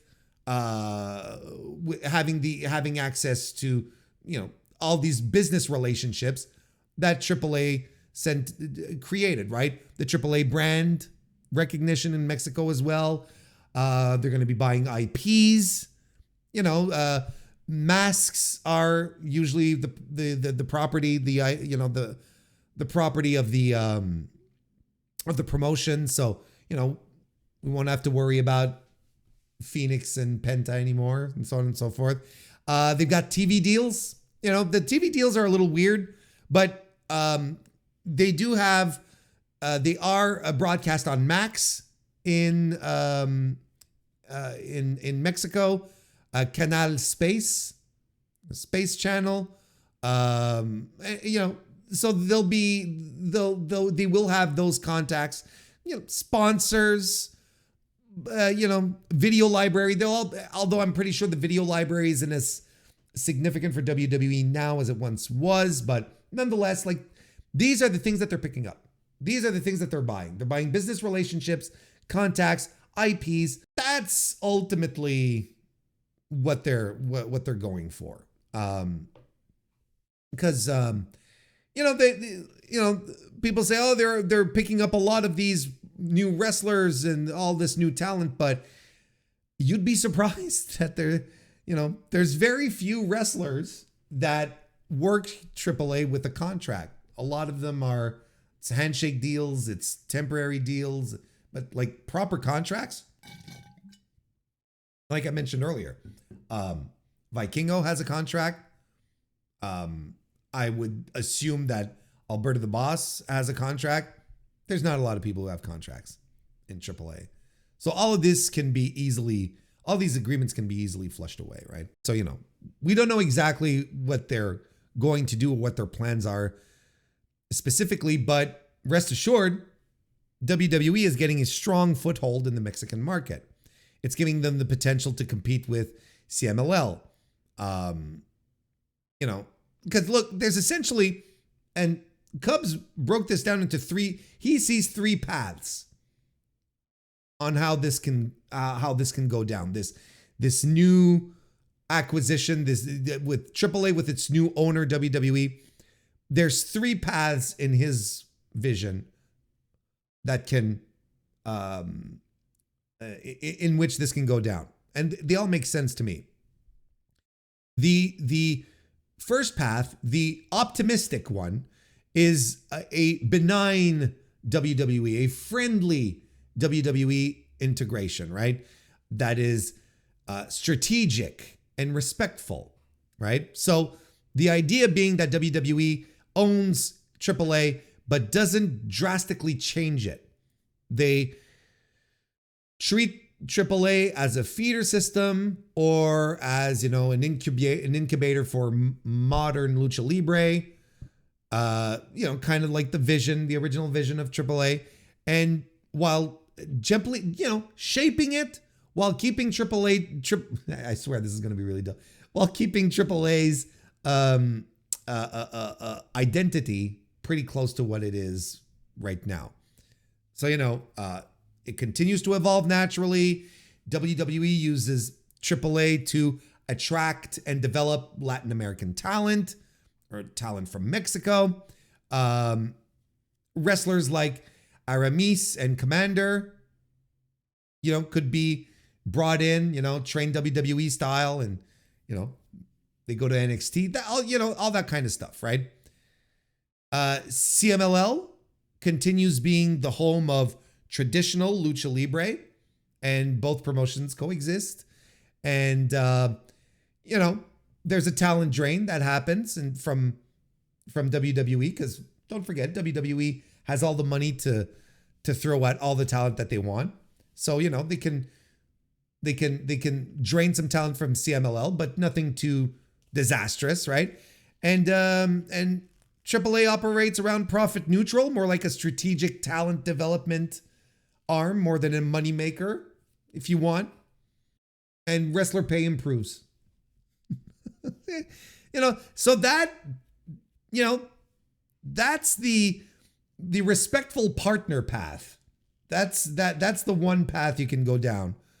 that nurtures talent and coexists with CMLL without dismantling the ecosystem. But we also have, path number 2, the cultural clash, and the cultural clash path here, where the idea here is that WWE fails to understand the Mexican business environment and wrestling culture, and AAA becomes mismanaged. So WWE in this path, doesn't have the know-how or the partners to navigate the complex Mexican ecosystem. WWE's first run shows in Mexico struggle due to lack of experience. Wrestlers are mismatched within the WWE system, and there's friction backstage that starts to mount. There's a public backlash against the U.S. takeover of Lucha Libre, driven by patriotism, distrust. The U.S. right now is not seen favorably, in many parts of the world right now. Mexico would be understandably upset if that kind of stuff would happen. Some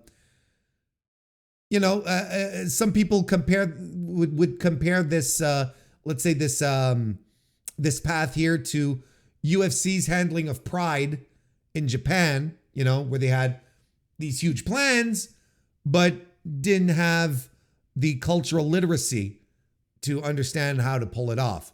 So eventually all of this, comes to a head, becomes this great big headache for WWE.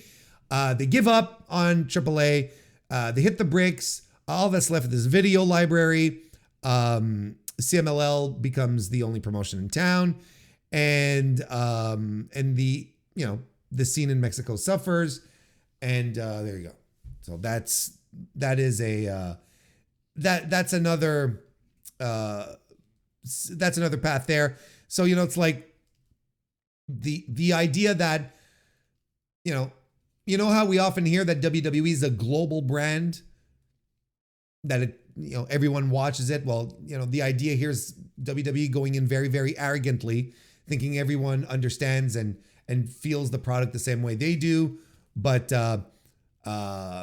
they're met with some resistance from a business perspective, from a cultural perspective, and it doesn't work out. So that's, a second path here that is potentially foreseen.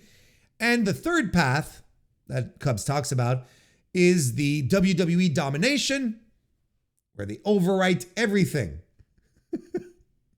So it's the most transformative scenario, where WWE essentially goes all in Mexico, makes itself the number one brand, not just in name, but talent, infrastructure, the works. So the idea for this plan to go down, WWE would just pour money into poaching all of the talent away from CMLL, making AAA shows, raise the production of AAA shows to the degree that they look visually superior to anything you can see in Mexico, and featuring top tier WWE stars in AAA. AAA then becomes a WWE flavor type of pro wrestling, only with lucha masks, and AAA then loses its own style down the road. And the name eventually gets faded out entirely, right? I even saw a report today saying that already the name of NXT Mexico is being thrown around. WWE builds its own arena, not unlike CMLL with Arena Mexico, but it builds or co-ops, rents out its own facility and creates a training center in Mexico City. So then in return, CMLL becomes marginalized, becomes more of a niche product fueled by nostalgia mostly. Smaller indies continue, but they start to emulate WWE more and more because it becomes a dominant style. Struggle to draw fans or sustain talent pipelines because it's just so invasive. The mid-sized promotions that would tour, they fall apart. WWE stars are elevated. And yeah, I mean, more wrestlers fall out of the business, unable to find a place in a country, an environment that only has one place to work. And the most unfortunately, and the scariest part of this is that the history of lucha libre becomes WWE-ified. So they control the narrative, kind of like what they do with North American pro wrestling. And a lot of the history is lost in the process, which are very, very interesting. Three very interesting paths that Cubs proposes here. I kind of feel like paths number 2 and 3 are the most significant, are probably the ones that make the most sense, and apply to WWE's historical know-how when it comes to these situations here, especially when it comes to just taking everything over, like was mentioned in path number 3. Because don't forget, like, WWE has never acquired a company. You know, they've bought out failing promotions and then drove them into the ground, or just outright made them disappear. You know, everyone that Vince bought out in the 80s was exactly that. These were promotions that were struggling. You know, he didn't care about the traditions and the setup of whatever promotion that he was buying off, whatever territory he was buying off in the day. He was going in for TV. He was going in for contacts, for business partnerships. That's what he was buying. You know, when he bought WCW, it's the same thing. He bought WCW when it's at its worst. He bought it for $1 million. This is going to be interesting to see if Vince McMahon, or excuse me, TKO, ends up buying AAA for more or less than what Vince bought.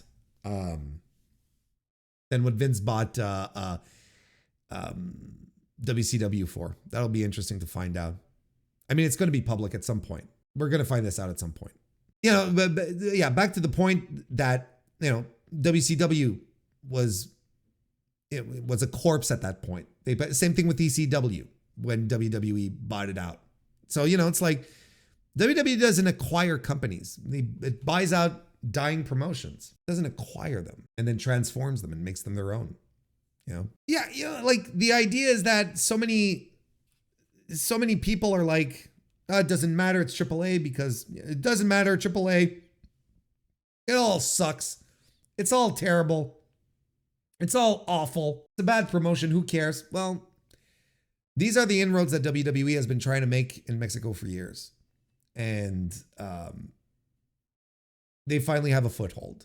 So now we can only shrug and watch what happens. But I would not be surprised if sooner than later, AAA, the brand, disappears.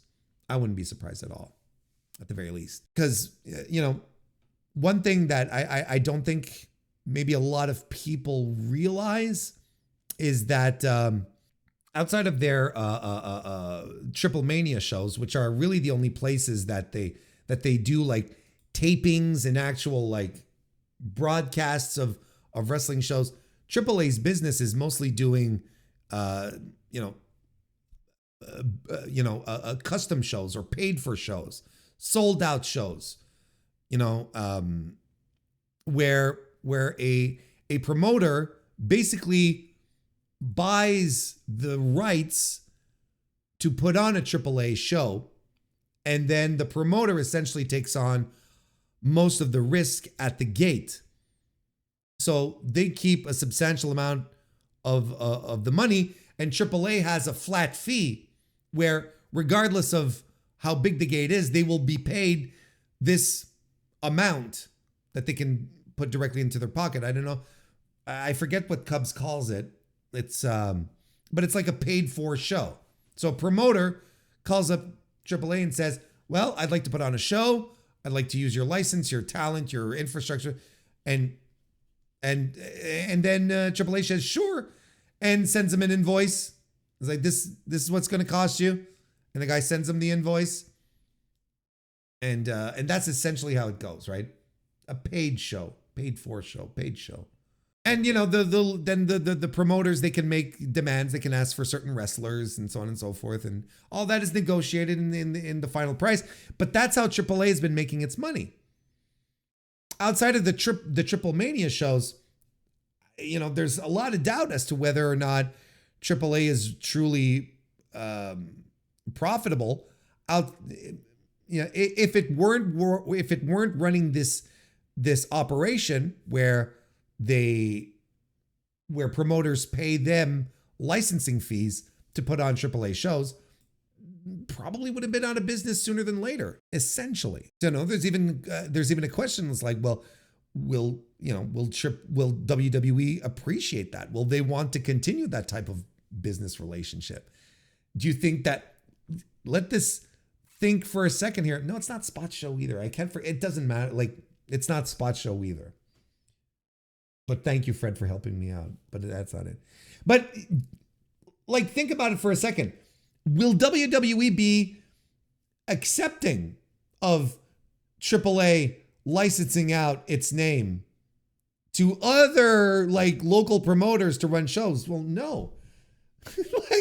Why would there's no way WWE would be okay with that. They're super duper protective of their IPs and their properties. They're not going to let some weirdo in some, backward city, not backward, backcountry is the word I was looking for. Some backcountry city or town in Mexico run a WWE branded show, that's not going to work. That's not going to work. It's absolutely not going to work. So, it's a bit of it's really a fascinating little thing to start piecing together. Like Cubs' article, I can't put it over enough. It is 100% worth your read. He goes into so many details, regarding Conan and on top of that, and his personality and how that's going to fit into the equation. Like it's, we cover a lot of ground. He covers a lot of ground in that article.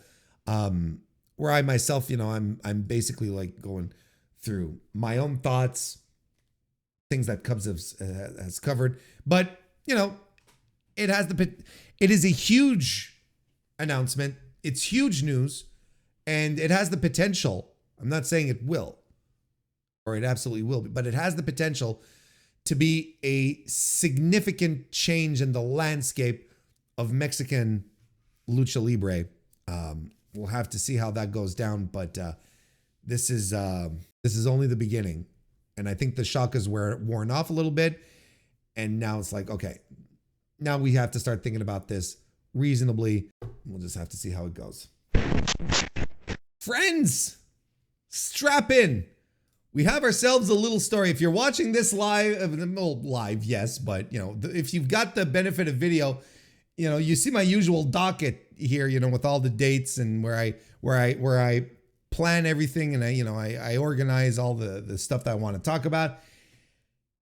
And I created one specifically just for this event because it's something special. A couple of days ago, our Jeff Cobb, well-known pro wrestling big man, had an illustrious, a solid career.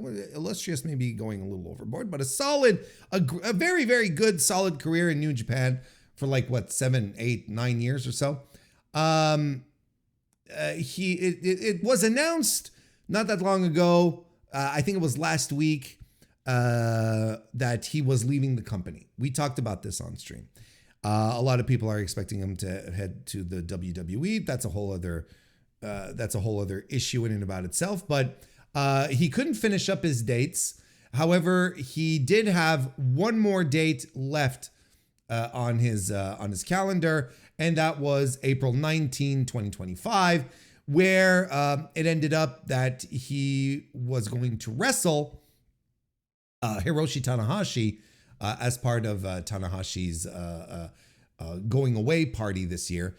So Jeff Cobb managed to get his last match in New Japan to be a part of Tanahashi's retirement tour. So Cobb on April 19th, fights Hiroshi Tanahashi, which I saw, by the way. Good match. Another fun match from Tana, who is like, who is not mailing it in. He hasn't been mailing it in, at least in his last two outings, his last two singles outings.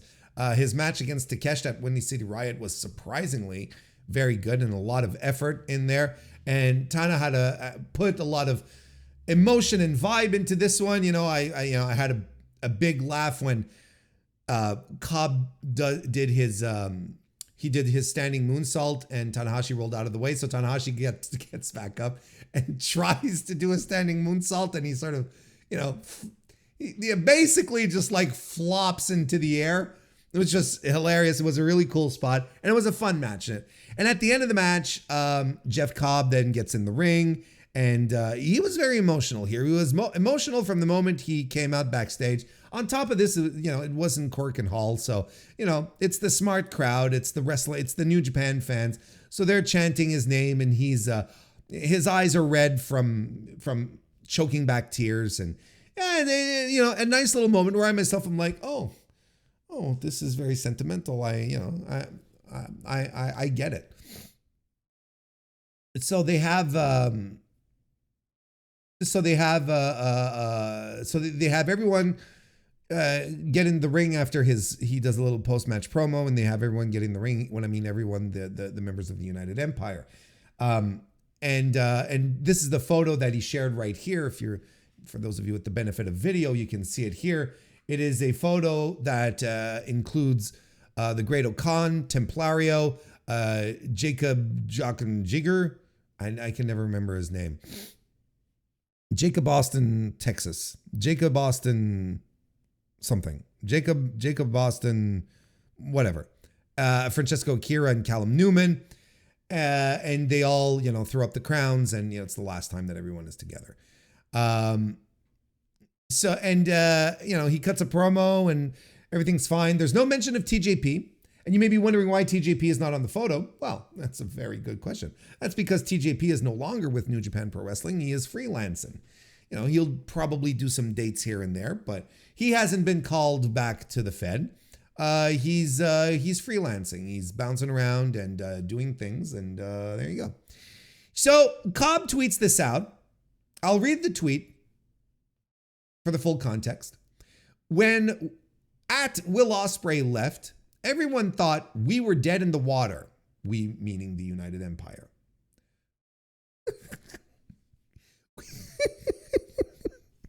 Jacob Jingleheimer Schmidt. I think that's his name. I think that's his name. I do believe that's it. Okay, let's start over. When at Will Ospreay left, everyone thought we being the United Empire, were dead in the water, but we pushed forward. Now I'm leaving, and I know the Empire is in good hands with at Great Okan and at Prince of Pace Kn leading the way, at Francesco Akira getting ready to set fire to the junior division, teaching Templario along the way, at Super J, a Jacob Austin Young. That's his name, Jacob Austin Young. Super J Cup has to change his name or he will be under my shadow. And with Henare eventually returning healthy, I am not worried about them at all. So, not a nice little tweet where he references everyone in the ring. He doesn't at Templario because I guess Templario, is a smart pro wrestler and doesn't have social media. But he covers everyone who's in the ring. And it was I'd say to a degree everyone was kind of like, "Oh, isn't that nice?" But then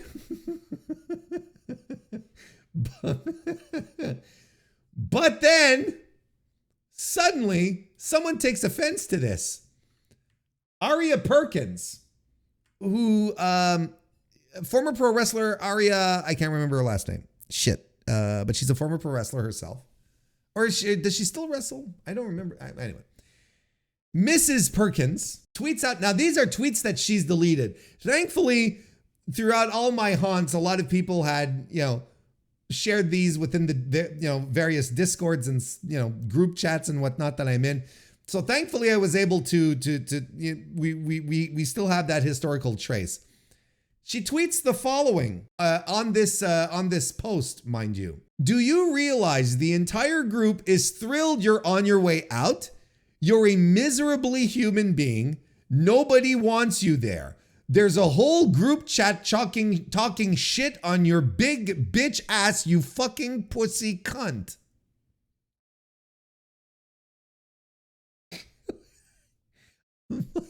Excuse me? Excuse me? What? Like, man, that's savage. Oh, but wait, there's more. She continues. Do you think the Fed will let you keep buying SARMs from that other guy in the locker room? Now, for those of you who are not into fitness like myself,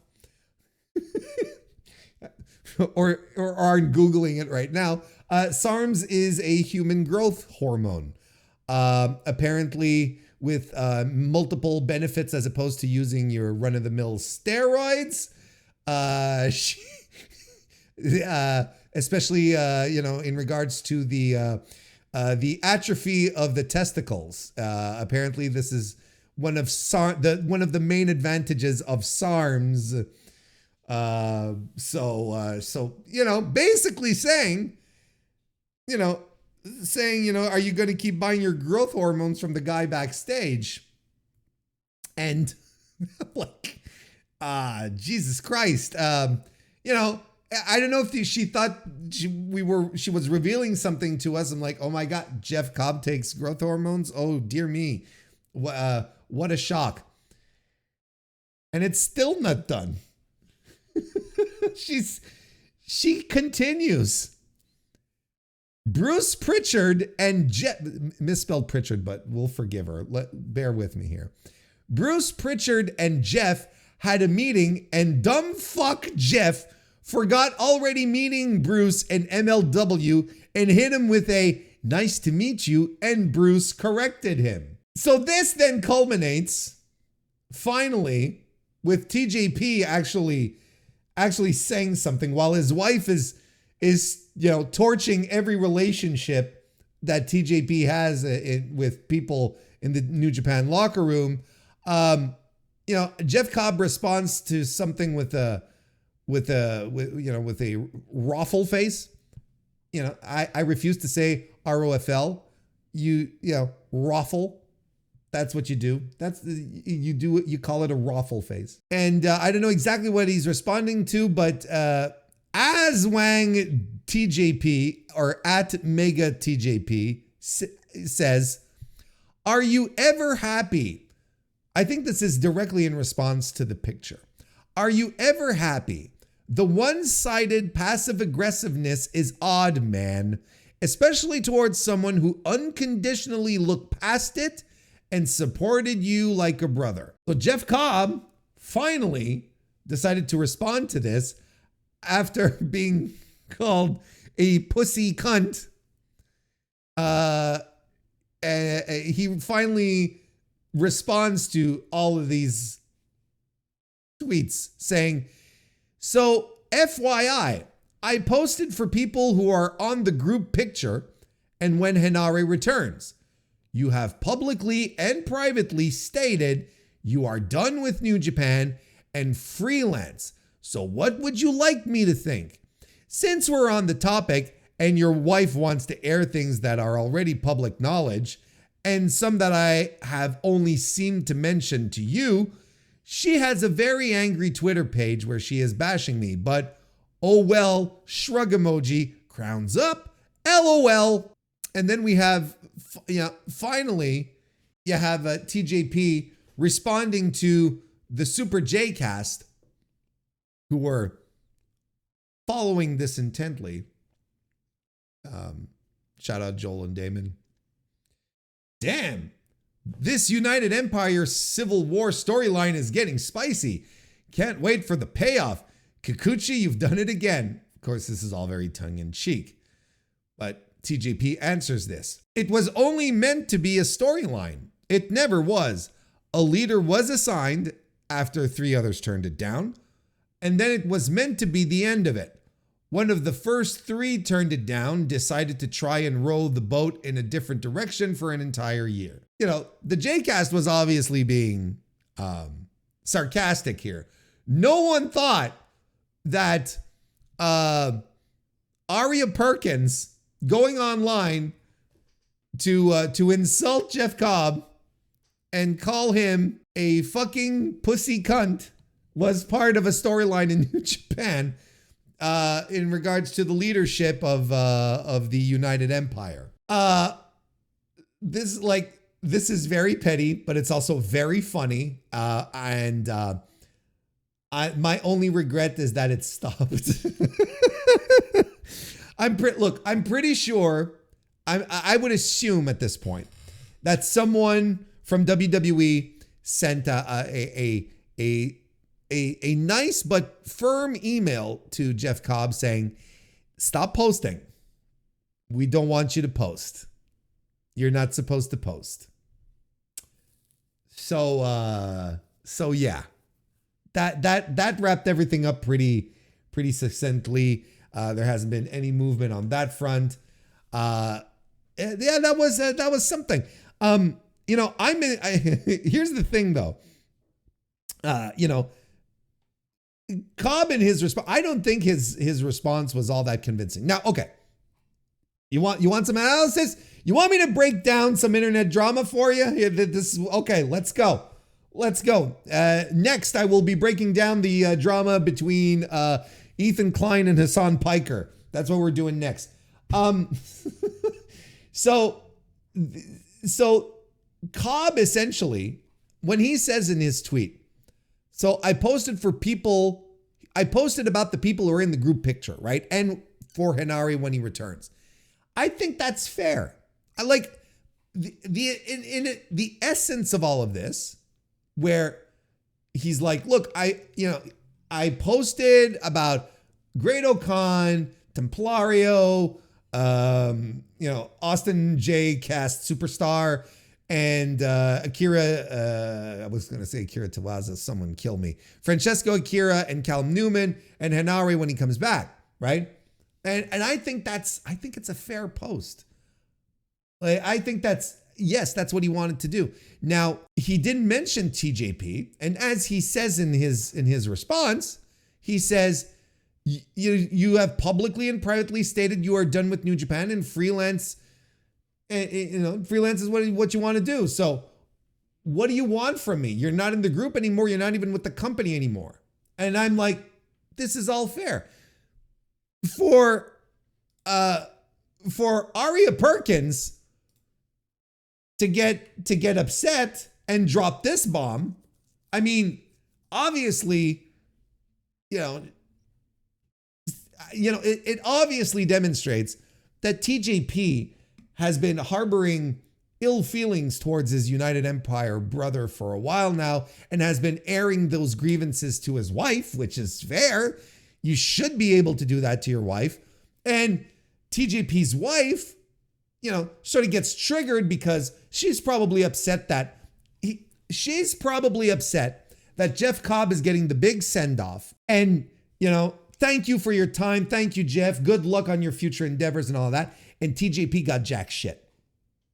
Like, TJP didn't get anything, right? So she's probably super triggered based off all the conversations that she and TJP had or have, or, she's like, well, why is this fucking pussy cunt getting the big send-off and fighting Tanahashi when my man didn't get shit? So for her, I'm sure for her, it's a moment where it's going to be, where it's like, just a culmination of frustrations and anger, where she's just, and then it explodes. And it just blows up on the internet in the form of these series of tweets that she put together. So did she overreact? Yes. Yes, absolutely she did. In every way. Because I think he made a very reasonable post based on, he's talking about the future of the United Empire. And TJP is like, I'm done with New Japan. So he's like, okay, you're not part of the future then, and it's fine, right? But, because there is a massive but here, thank you, phrasing. She says, there's a whole group chat talking shit on your big bitch ass, which is a really funny thing when you think about it. Now, the question that I have for you, gentle viewers and listeners, is why would she lie about that? Why would she lie about there being a group chat where people are talking shit about Jeff Cobb behind his back? There's no reason for her to lie about that, especially since this is the kind of stuff that can reflect poorly on TJP. You know, going back, let's say he does go back and do a few dates in New Japan and he runs into his mates. You know, if it's a lie, he just got some real unnecessary heat. Look, TJP just got heat with all of his with a lot of people backstage right now because of how his wife reacted and because of his own responses to this. Like, you know, I don't know if he goes back and, starts throwing up crowns. I'm not sure he's going to get some crowns back, but there has to be a group chat talking shit about Jeff Cobb. Otherwise, it's just unnecessary heat. Because then he goes back and he sees his boys and they're like, come on, man, what group chat? Or, why did you have to talk about it? Or, if there are people who are in on it, right? And he's like, well, okay, no. Okay. Let's say there's not a group chat. That's my first point. Let's say there's not a group chat and it's a lie. Well, everyone's they're going to be like, what the fuck are you talking about? What is the group chat? What is this? His own boys are going to be like, the fuck, man, what's going on? He's going to be, no, there's no group chat. It's a lie. Well, why did she say that? I don't know. She was mad. And if there is a group chat, he still gets heat. He still gets heat because maybe there's people in United Empire who are in that group chat and we're probably like, fuck, man, why did your wife have to go talk about the group chat? This is dumb. It's a very boneheaded wrestler situation right now. Don't get me wrong, but I'll be damned if this is not entertaining as hell. I'll be damned if I didn't have more fun watching this than the WrestleMania Night 2 main event. Like, for real. So, as I said, quite unfortunately, there's nothing else right now. There's no more juice to this. Everything has been silent and it's going to remain silent because now, she outed that he's going to the Fed, right? That, that he's heading out to WWE in this, legendary comment here, right? Yeah,